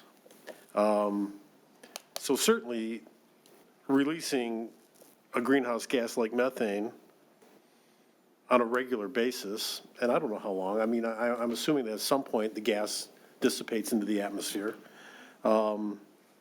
That's rather troubling. You answered all my questions. Thank you very much. I'm all set, Mr. Mayor. Okay, thank you. Look, I'm gonna say I'm in favor of the project. I could probably nitpick and tweak and tell you what I would do if I spent the money and bought the land and hired an architect and hired an engineer and hired, you know, designers and all that, but I didn't do any of that stuff. So, you know, what I think is, to me, sort of the most important aspect of this one is that the requested variances are pretty minimal, in my opinion. They're all very minimal. We're talking about a couple feet moving the building here or there, a couple feet less between the buildings than you otherwise would have received. But to me, I mean, I think we're so close to a project that you'd be able to do by right anyways. I'm not going to nitpick it. I think the reality is, by making this a horizontally mixed-use district here, it's going to be less intensive than it otherwise could have been. I sort of agree with my colleague. I agree with everything Mr. Yan has said as well. I mean, those are legitimate concerns. But I think that if you get the green light from Eagle, then I'm satisfied with that. Other concerns that have been brought up have been traffic and look, I mean, 15 Mile and Shaner is not necessarily on my regular commute, but I've definitely gone through there during heavy rush hour in the morning and heavy rush hour in the afternoon. You know, traffic is a reality of life, and you know, that this is certainly not going to be, if built, I think I agree with the traffic study that it's going to have a minimal impact. It's already pretty bad, but I don't think that this is going to by any means push it over the top. So I'm comfortable with everything, and I'm going to be voting yes on this. And I think it's a good project. Happy for you guys to be here in the city. I hope it gets approved. Certainly, there's a huge housing need right now, and you know, this is I've been very vocal on pretty much all the housing projects that come through, based on what's going on out there, based on the difficulty that people have finding good housing. You know, I think that we have a real responsibility to do everything in our power to make sure that there's housing available to people who want to live here. So I don't think we're anywhere near, you know, the breaking point in terms of how much population the city can hold. And that area of the city I know is busy, but as are many other areas of this city and others. And this is certainly by no means going to be the busiest intersection in Metro Detroit, or you know, too densely populated. I mean, the reality is, in my opinion, we're not even halfway there. We're not even a quarter of the way there. So we've got a lot of density that could be supported there. And certainly there's differing opinions on whether we want that kind of density or not. I mean, we're not going to get to density like you have in Chicago or New York. I get that. But certainly I think that we can handle it. So I'm very comfortable with it. I'll open it up to anybody who has anything else that they'd like to say briefly. If there's new comments, Mr. Radke. Thank you, Mr. Mayor. Briefly, through the chair to the petitioner or engineer. I spoke with the Office of Planning about this because I also agreed with my colleague, Ms. Zarco, that I would assume that the buildings could be 3 stories. And I was told that it has something to do with the instability of the site. But if you could speak to that, having the apartments in the back not be three stories, or the cost, why weren't they designed as a 3-story apartment building, I guess? Why wasn't this site even just the frontage, meaning where the strip mall? No, the building, the apartment buildings in the back. Why weren't they taken to the 3rd story? Why are they only 2 stories? You know, we'd love to take it to 100 stories, but Wrong city. we didn't want to overdevelop the site, right? We could have went further back. We could have went to 3 stories. As you stated earlier, your concern is there's still a little bit, too much parking for the residents. Right. And 1.5 is actually a perfect number. I'm totally okay to reduce that part because that's more than enough. We just felt like that was the sweet spot, just 64. We don't want to overdevelop, Listen, everyone, if you drive down every neighborhood in Michigan, everyone is building apartment buildings. Right. And at some point, even that's going to get saturated, right? Just like anything else. And I understand someone had a concern with the shopping centers having 1 vacancy. We should all be so lucky in this recession, at these times, to have 1 vacancy. I have a shopping center. I have more than 1 vacancy. So it's the perfect amount of square feet. We started with a bigger shopping center. We started with no breezeway and went all the way across where the drive-throughs are. I don't think we need to go up another floor. I think where we're at is just right. Okay, well, I'm going to stop you right there, because I know you can talk about the project, but very specifically, I would be comfortable with you going up another floor on the apartments in the back. I agree with the mayor's comments in the sense that we have an apartment shortage right now, not just apartment shortage, we have a housing shortage that is not just our county-wide, but our region-wide, and people are knocking down our doors. And the great thing about this site is, one, you're keeping it heavily treed, and I appreciate that, the nature, and the walking paths. You're giving people options to get to the park, which we're redesigning, and to get out to the other roadway. But one thing that's great about this site is you have no real neighbors to really come in here and complain about what you're doing on the site. Hold on, let me just finish my comment, and I'll let you talk. But there's no real, you have a shopping center to your right, and you have a cross-access agreement with them. I see it on the site plan here. And you have a shopping center across the street from you. You got the park, and with a fire station, and there's a school, but you're kind of out on an island.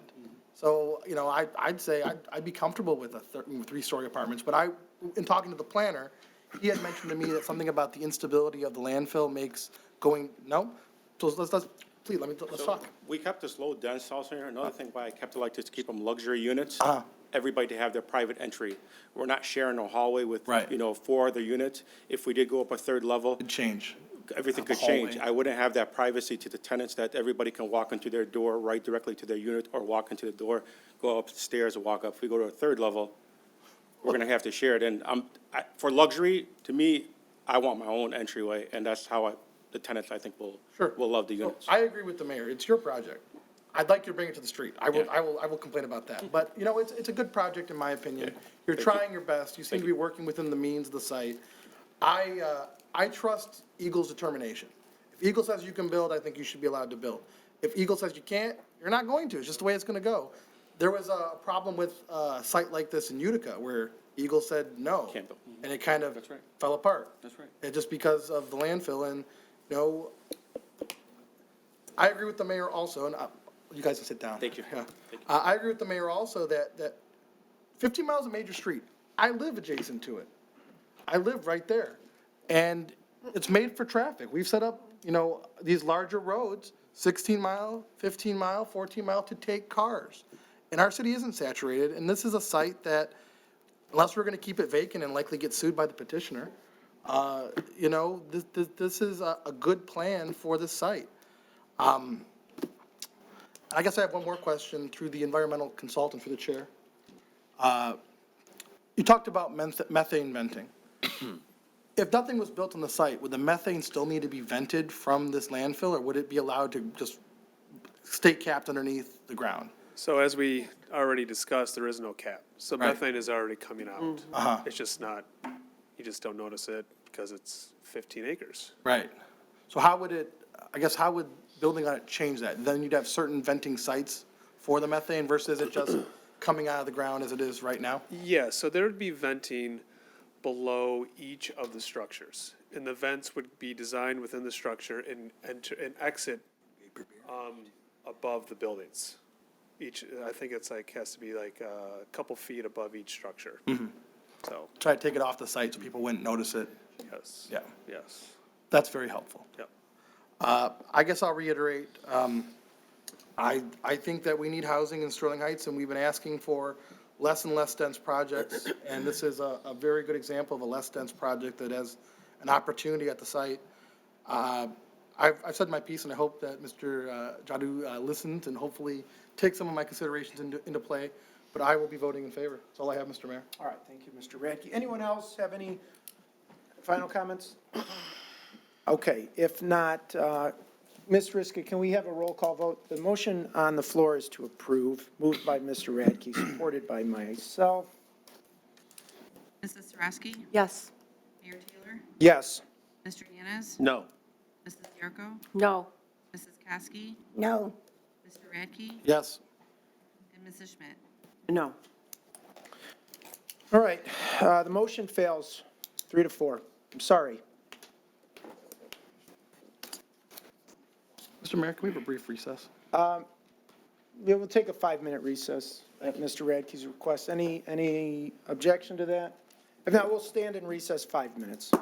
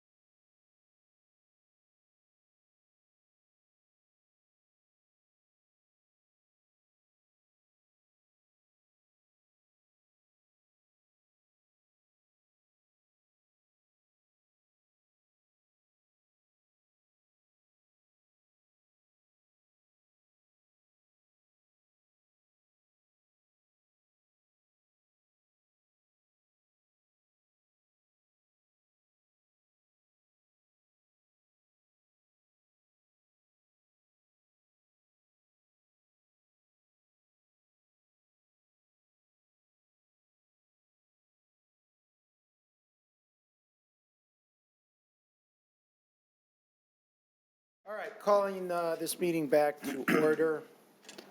Next item on our agenda is an ordinance introduction. This is to consider an introduction of a map amendment to zoning ordinance number 278 to conventionally rezone property commonly known as 8850 Hall Road, situated on the southwest corner of the intersection with Brockton Avenue from O2 Planned Office District to R81 Family Residential, case PZ 23-0009.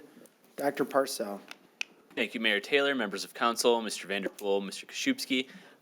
Here we have a conventional rezoning, although for the purpose of development of a single-family home. Really interesting case here, as you'll see on the map.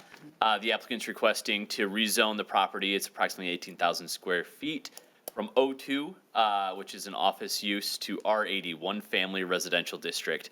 This is on Hall Road. On the south side, it's currently vacant. This was recommended approval by the Planning Commission in November. So you'll see here, this yellow, kind of a similar color, sorry for our GIS, but this yellow all around here is R80, single-family zoned lots. This one cutout here is O2, which is our office use. So it's already a little bit spot zoned. It's a current vacant parcel. Master Land Use Plan has it designated as suburban residential. However, and here you'll see an aerial image, it's a few trees on a vacant conforming R80 lot. In the past, it was an office use. During the expansion of Hall Road, it ate up some of those office buildings. They were demolished. A lot of them were redeveloped as these subdivisions. You'll see on Brockton Avenue, most of them have been redeveloped, and as you'll see on a photo in a minute, we have this now one kind of parcel that's standing. It's non-conforming for O2 due to increased setbacks in the office to the residential district and the size of the parcel. You couldn't build an office there. You couldn't have the parking. So the applicant who has purchased it essentially wants to come in line with the master land use plan and bring it into compliance with what we see here. So you'll see here a much smaller Hall Road to the north, office uses that were existing here.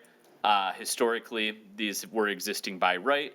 Now this street and this street are all single-family homes. The applicant has the intention of doing just that with this rezoning. So I'm happy to bounce back and forth between the maps, but I think this is more or less a clerical cleanup. We're kind of left with as the result of the expansion of Hall Road, and I'm open for questions. All right, thank you, Dr. Parcell. Is there anyone in the audience who'd like to speak on this item? If not, council, we need a motion. Mr. Mayor, Mr. Radke. resolved to introduce the map amendment to zoning ordinance number 278 to conventionally rezone property commonly known as 8850 Hall Road and situated on the southwest corner of the intersection with Brockton Avenue from O2 Planned Office District to R80 One Family Residential District, case PZ 23-0009. Support. It's been moved and supported. Any discussion, Mr. Radke? Briefly, Mr. Mayor, this seems like just a common sense solution to what MDOT has left us after they rammed through the huge Hall Road expansion. I have no problem with this. I guess I have one question through the chair to Dr. Parcell. Yeah.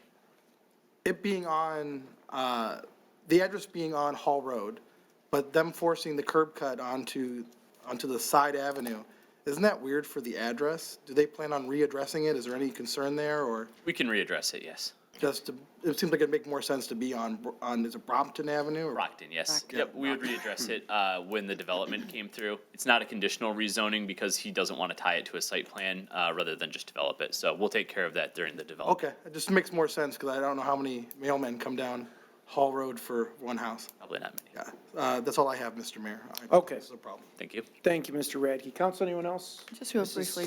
Strauski. Yep, I actually knew the Brocks who owned that, who lived on that road and had the farm on that road. And so it's a cute little road, and now it's a cul-de-sac, basically. So, and we almost bought a house on that, on Brockton Road. So I think this is going to be a really great solution to a unfortunate situation. Is the petitioner in the audience?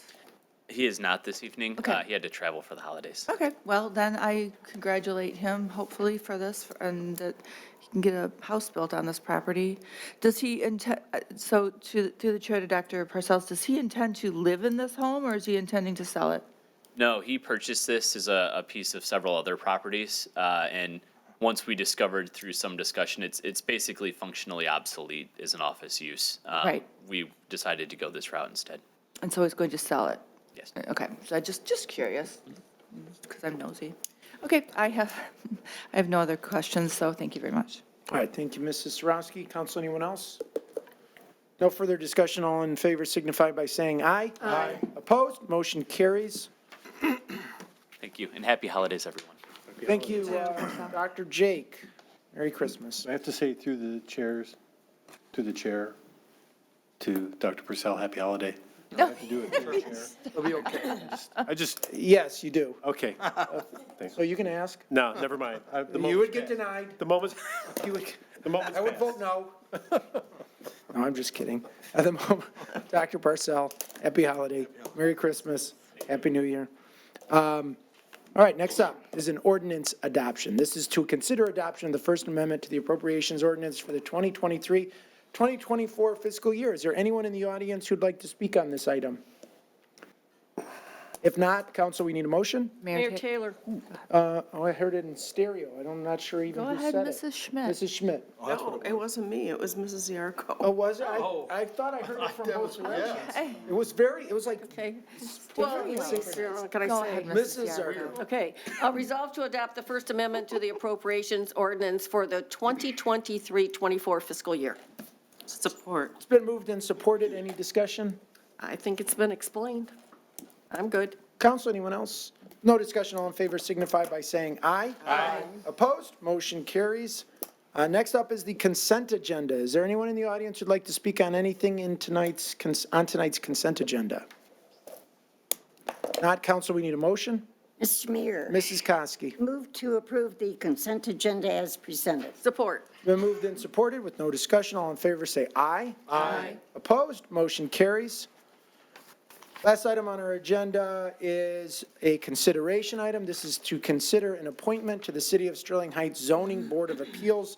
This is the alternate member. Is there anyone in the audience who'd like to speak on this item? If not, council. Mr. Mayor? Oh, I'm sorry. Come on up, sir. He's the applicant. Hello, City Council. I just wanted to say I'm happy to serve. The city has come a long way. At the very beginning, when I first moved in, it wasn't much, but then, I saw the community center go up and saw the, the parks getting revamped, and I like it, and I'd like to join the force if I'm allowed. Good. We appreciate it. Thank you, sir. All right. So, anyone else? If not, council, this is a ZBA alternate member. There was a nomination at the previous meeting. This is an appointment meeting. Is there anyone who'd like to make this appointment? Mayor Mr. Mayor. Taylor, okay, you go ahead. Go ahead, no, go ahead. All right, thank you. Mrs. Sarowski. Resolve to appoint Saif Youssef to the Zoning Board of Appeals, alternate member to a term ending June 30th, 2026, subject to the appointee meeting the qualifications set forth in Chapter Subset 4.03 and taking the oath of office within 2 weeks. Support. It's been moved and supported. Any discussion? Thank you, Mayor Taylor. Well, we just had the applicant or the nominee come up to be appointed. That was Saif Youssef, who did come up and speak. So Saif, I think that you would be an excellent member of the Zoning Board of Appeals as an alternate.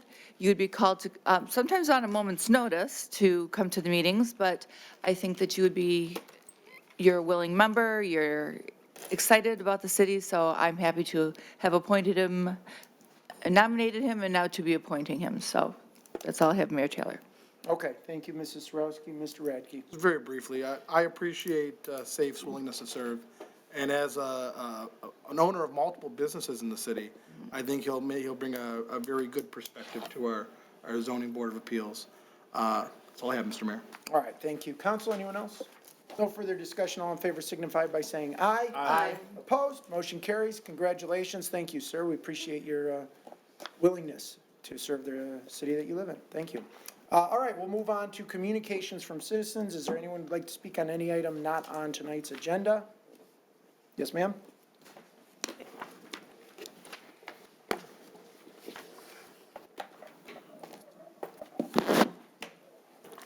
you, Council, for this opportunity. At the beginning, I understand a packet was given to each of you. So I'm going to just briefly point out what's in there. My name is Sylvia Orduno. I am a resident of Detroit, but I'm working with several state legislators on some statewide legislation, and I wanted to actually speak with you all about this. I think where you all are positioned in the state is critically important, and the leadership that you have matters very much in terms of, I think, this issue before you. And so, first of all, I have to apologize. The letter I gave you last time had typos, and I'm so sorry for that. I'm embarrassed. So I've gotten you a cleaned up one, and so that's at the top there. One thing that I did add, and I'm not sure if you've had a chance to go through it, but what this is it's about trying to enact statewide water affordability legislation that would protect residents across the state who are experiencing any problems with being able to pay for their water bills. And this has been a growing problem in this state, an irony, really, for us having the abundance of fresh water that we do, but having many people across the state that experience water insecurity. I know that in Sterling Heights, this isn't something that you all are experiencing at any kind of deep level, but it does happen in many places across the state. And as a Detroit resident, I can tell you that we have been working day and night for many years, decades, to try to address this, knowing that we've been sort of at the heart of the experience and really trying to also be leading the solution for it. So what you'll see there in that packet is the letter that I submitted to you last time, as well as a newspaper article or a press article from Michigan Advance that talks about support for the affordability and the state hearing that happened in October in the House Natural Resources Committee, as well as a letter that was presented as testimony from Gary Brown, who's the director of the Detroit Water and Sewage Department. There's also a document of a resolution from the city council that was voted on unanimously in support of the state legislation, as well as a resolution that was provided by GLEWA that was approved majority in the last month or so. So what is happening is that we are, as residents, this is a grassroots effort in many ways. We have been working for more than two decades to try to bring attention to this problem. We know that it's a growing issue for many communities. And prior to the pandemic, when many of us were having conversations about how are we going to pay for the infrastructure costs in many of our cities, we knew that this was going to be a problem as those costs end up getting passed on over to residents. Even if they are in the form of loans, it's still going to be rate increases, something that has to happen. Our water departments are reliant on customer revenue. It's not like other kinds of departments where you can rely on tax bases or other kinds of funds. And so it's a very sensitive issue when you're trying to figure out how do you pay for things and have to pass those costs on to residents. Low-income customers in particular are very, very vulnerable to this. We've seen it play out in many communities across the state where residents are making choices that they shouldn't have to make about whether or not they can pay that water bill or have to pay for insulin or something else. The state legislation, in part, not only creates a new fund, a program, but also a fund that would be paid for with a $2 fee per month on everyone that has a water meter. So if you are a customer that doesn't get water through a water department, you are not impacted. This is something that we've talked about with customers in rural communities. They're concerned that they'd be paying for something that they wouldn't benefit from. The need is a different issue in terms of making sure that they have access and safe water through their wells, but they would not be impacted by this. What is happening right now is that we have been benefiting from a lot of funding that's come through the federal government, especially through the bipartisan infrastructure law that is allowing a lot of resources to come to the state and down to our cities and counties, townships, to allow for water system improvements. But those funds will be ending in 2026, especially if they're not spent as they need to be for all of the need that we have. Ma'am, I just would remind you your time is up. So if you don't mind I'm sorry, I didn't even wrapping see up. that. I apologize. Okay, so what I'm asking for, in brief here, is your support in the form of a resolution for this legislation as the city, the fourth largest city in the state, which you all say really matters, and we really do need, I think, a broader conversation about this. Be happy to come back or meet in smaller meetings if you'd like to go through it in more detail to understand what the impact could be and any questions you may have, but in part, we're really looking for your support through a resolution. All right. Thank you. Thank you very much. Anyone else under communications from citizens? Mr. Nelson?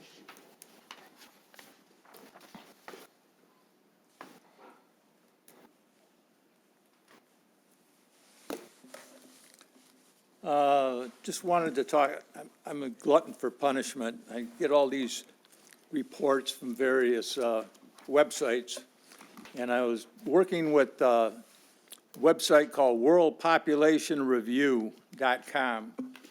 And basically, looking at, I hear all of this, we're growing and this, that, the other thing. In taking information, this population review takes information from the Census Bureau. And basically, they show that our census right now is sitting at guesstimated 131,523. So it's decreased about 1.96%. This is a guesstimation. We are 36.45 square miles. We are showing a density of 3,610 people per square mile, 3,610. Just looking at your favorite person, Mr. Bryan, over in Rochester Hills, they have 2,312 residents per square mile, almost 1,000 different. Troy, 2,580 per square mile. Rochester, 3,341 per square mile. Detroit's square miles is 138.7 miles. They have a density of 4479 per square mile. Grand Rapids, the second largest, has a density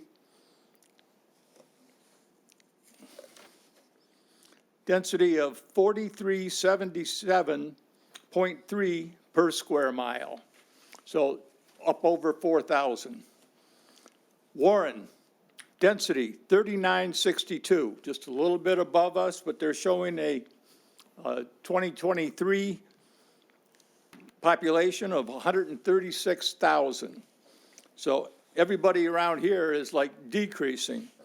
Ann Arbor, which is the fifth largest, right behind us, is showing a population of 119,570. They're showing a loss of almost 2.5% in population. 4,283 residents per square mile. Okay, and we all know about Ann Arbor, and Ann Arbor is mostly the college. So however they do that. The other thing that I wanted to show going back to Sterling Heights was that as far as Sterling Heights, renter versus owner occupied household type, it showed here that we had a total of 51,129 housing units. The average household size was 2.61. Owned count was 75%. We're 75% residential owned property. Rental is 24.5%. Putting this in, they're saying that we have rental units of approximately 12,500 rental units in the city of Sterling Heights. Owner units, 38,551. We don't need any more.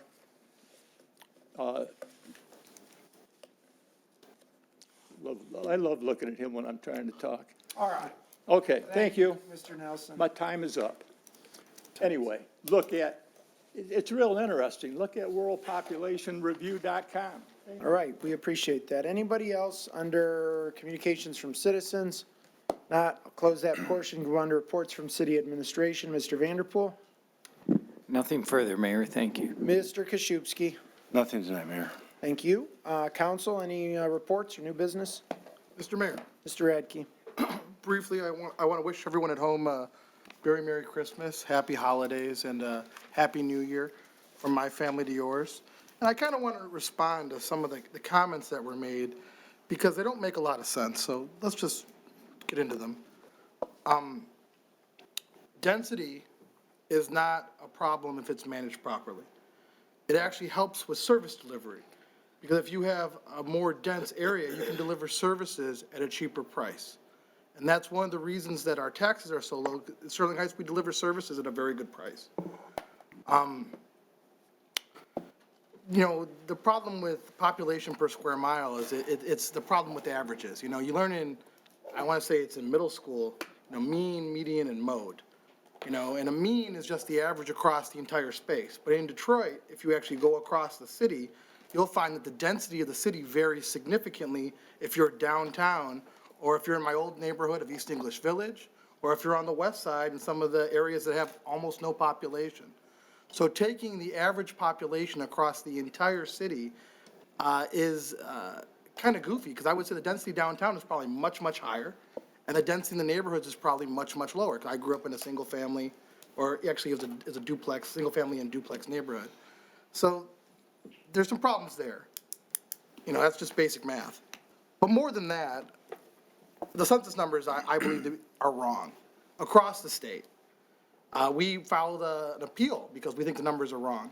They have the entire state, almost every community that seems to be growing at a breakneck pace, losing population. I'm not a mathematician, but that doesn't make any sense. We are trying to approve housing here in the city every step of the way. Places like Ann Arbor are building like crazy. Royal Oak, Ferndale, more units, more units. How are we building more units with fewer people? Now, there are fewer people living in some of these units. I don't dispute that. But when you're constantly building and adding, I guess I don't understand how everyone is losing. And where are these people going? I guess they're leaving the state, because if Ann Arbor's losing population, and we're losing population, Warren's losing population, Detroit's losing population, I guess the state's just going to be empty pretty soon, and we should turn off the lights. But the reason that I push for housing in this city is because of shared services. And, you know, we have residents who come up to this microphone from time to time and say, I want to live in the city. I want to have a home in the city. And when we continue to deny housing opportunities in this city, we're saying go someplace else. And let's be frank, if we're not growing like any organization, you're dying. If you're not growing, if you're not continuing, you know, Japan was a growing country for years and years, and now the retirees outnumber the workers. And you have a society in collapse, essentially, because you're no longer growing. And you know, I see that happening in Sterling Heights. If we don't expand, if we don't allow density in building, it doesn't have to be insane density. We're talking about today, you know, 68 units. That's not an insane, even if they're fully occupied, each bedroom has one person in it, talk about 120 residents. You know, that's not going to, you know, my God, how are we going to do things in Sterling Heights? But we have to grow. And I also want to believe, and I haven't looked at these numbers in a while, but 75% owner occupied is actually higher owner occupancy than most other places in the state. We have more owner occupied residents in Sterling Heights than most other cities. So I don't know what this fear is. I believe it's probably xenophobia or some fear of renters. You know, people come to the microphone sometimes and they go, we don't want those types of people living here. We don't want renters. We don't want people living in multifamily. Well, I own a condo in multifamily. I guess I'm not the type of person who deserves to live in Sterling Heights. It should be somebody else. And I just get sick and tired of it. They mask it with traffic count and they mask it with, oh, it's this thing or that thing. But at the end of the day, it's we don't want you here. And we've said it louder and louder and louder. And we've now denied almost every project that came before us this year. And look, I feel sorry for the developers to put their money on the line to try to get these things approved.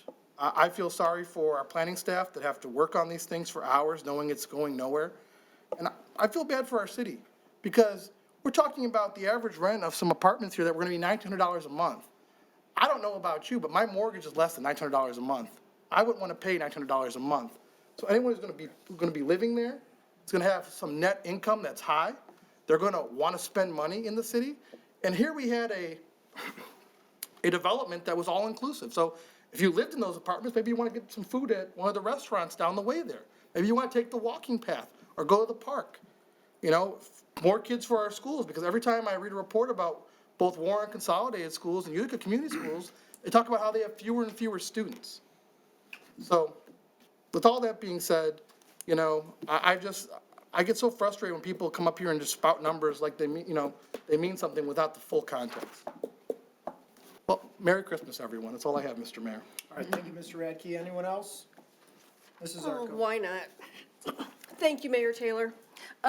You know, I don't know if people remember, but I served for the last 2 years as president of the Michigan Municipal League Board of Trustees. So I attended my first meeting after I passed the gavel off on Friday. So I have the opportunity to continue to sit on the board, but without a vote. So in other words, I get invited to all of their board retreats and their board meetings. And because I've learned so much over the last 4 years of being on the board, I plan to continue doing that. And I just wanted to know they gave me another name tag that says past board president. So, that was one thing that I still plan to continue because I've learned a lot through the league, and it certainly has helped me in making some of the decisions that I make here. The other thing is that we are all different. There are 7 different people that sit up here that make decisions. And I just like to say that I can be respectful of somebody else's opinion, but I would like the same respect in return. And the other thing is, I'd like to learn more about the People's Water Board Coalition and the legislation now that is, that's been presented. So if you plan on meeting with small groups, I would really like to sit down and find out about it. And the rest is, and like I always say, in my house, we celebrate Christmas, so I want to wish everybody a Merry Christmas, but whatever holiday you are celebrating at this time of the year, I wish you a happy holiday. Thank you. All right, thank you, Mrs. Zarko. Mrs. Strauss. Okay, no, we're going, yes. Next. Okay, thank you, Mayor Taylor. So yes, as my 2 colleagues have said, and I will continue to say to the rest of the residents, yes, Merry Christmas to all of you as well, because that is what we celebrate in my home, as Mrs. Yarko said, but as whatever you all celebrate, I know that this is the time that we gather to celebrate our families, to be thankful for what we have, and hopeful for the new year. So again, enjoy your families, enjoy your time together. Happy New Year, because that we all can celebrate. And 2023 was the year that we retired COVID, and we are looking forward, although we still have it around, but it is no longer a world pandemic. And we are able to travel, and we are able to gather together in groups without being so fearful. So it seems far off, but it was just in May that became a thing. So together we can celebrate that and look forward to 2024. And also as Mrs. Yarko said, yes, I also would love to meet with you because I love water, drink it all the time, and I'm very grateful that I can drink water freely or what I can afford to. It feels free to me. So I do want to find a way to make it affordable for everyone. So something that we need to participate in, I agree. So on that note, again, enjoy your holidays, everyone. Thank you, Mayor Taylor. All right, thank you, Mrs. Sarowski. Mrs. Schmidt. Thank you, Mayor Taylor.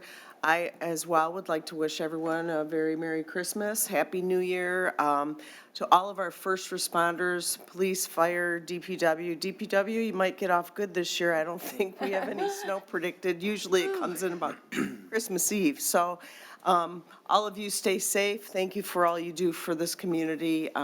We appreciate you, and we want you just to have a safe holiday season as well. There's a lot of hustle and bustle out there on the roads. And everyone at home, Merry Christmas, Happy New Year. We have a lot to look forward to next year, and let's get started.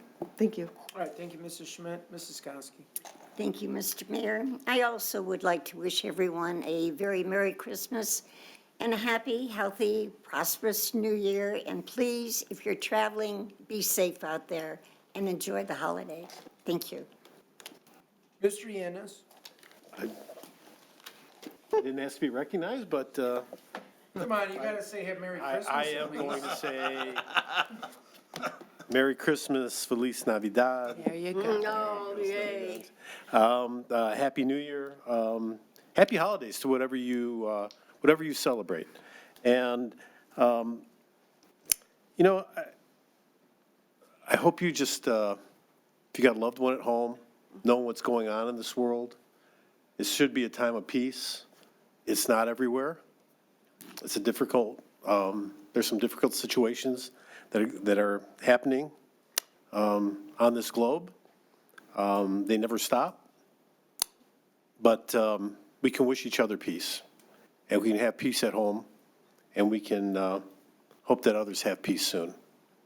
And we need to stand for those principles. And we need to think about the children who are suffering this holiday season. I don't mean to sort of bring the whole thing down, right, Merry Christmas, Happy New Year. But the reality is, you know, we don't live in a bubble. There are people that struggle. I can tell you that, you know, we just talked about people who need water. I can tell you in my time working for the fire department that you get 911 calls on holidays because people are home alone, they don't have family. So think about your neighbors, think about the people in your neighborhood, your loved ones, and think about people who live thousands of miles away who are suffering right now. And then hopefully there will be peace on earth. That's all I have, Mr. Mayor. Okay, thank you very much, Mr. Yanez. Well said. Look, I don't want to rehash, I mean, I know Mike talked a little bit about it. I don't want to rehash it all, but here's, I guess, what I would say. I mean, it's apparent now that we are not welcoming apartments. We're not. And my frustration here is that we get a development like this that, and I'm not going to go over the merits of it again. But what you end up having is somebody who's spending considerable time and money and energy and resources going through our planning department, hearing yes, yes, yes, yes, yes, you know, getting encouragement, and then they get here and they're denied. And as somebody in business, I can tell you, this is no way to run a city. It's no way to treat developers. It's no way to treat people who want to do business in the city. And so, I mean, we need to develop a way to make sure these folks know you have very little chance of developing an apartment complex in Sterling Heights anymore. That time is over. This council will not approve apartment buildings. It's not, it's pretty clear. And when we do, I mean, I've looked at all the apartments that have come up over the last 24, 36 months. There's no rhyme or reason. There's none. And I thought it was, if the residents come out and they complain, it gets denied. If the residents don't come out and complain, it gets approved. That had held true up until tonight. Now, there's no rhyme or reason in my mind. I don't know what the standards are that we're voting on these. I mean, I've heard it's vacancy. It's a 10, you know, it's 10 pounds into a 5-pound bag. Okay, well then give us one that's 5 pounds in a 10-pound bag, and that's still no good. I'm not here trying to convince you guys that I'm right and you're wrong. What I'm trying to say is that we need to be honest with the development community. We need to, whether it's from legal, I mean, look at what the legal does. Legal's got this long PUD. Legal's putting a lot of work into it. Planning's putting a lot of work into it. The private sector's putting a lot of work into it. The property owners are putting a lot of work into it. And then it's just like, comes up here and it's poof, it's all gone. It all disappears.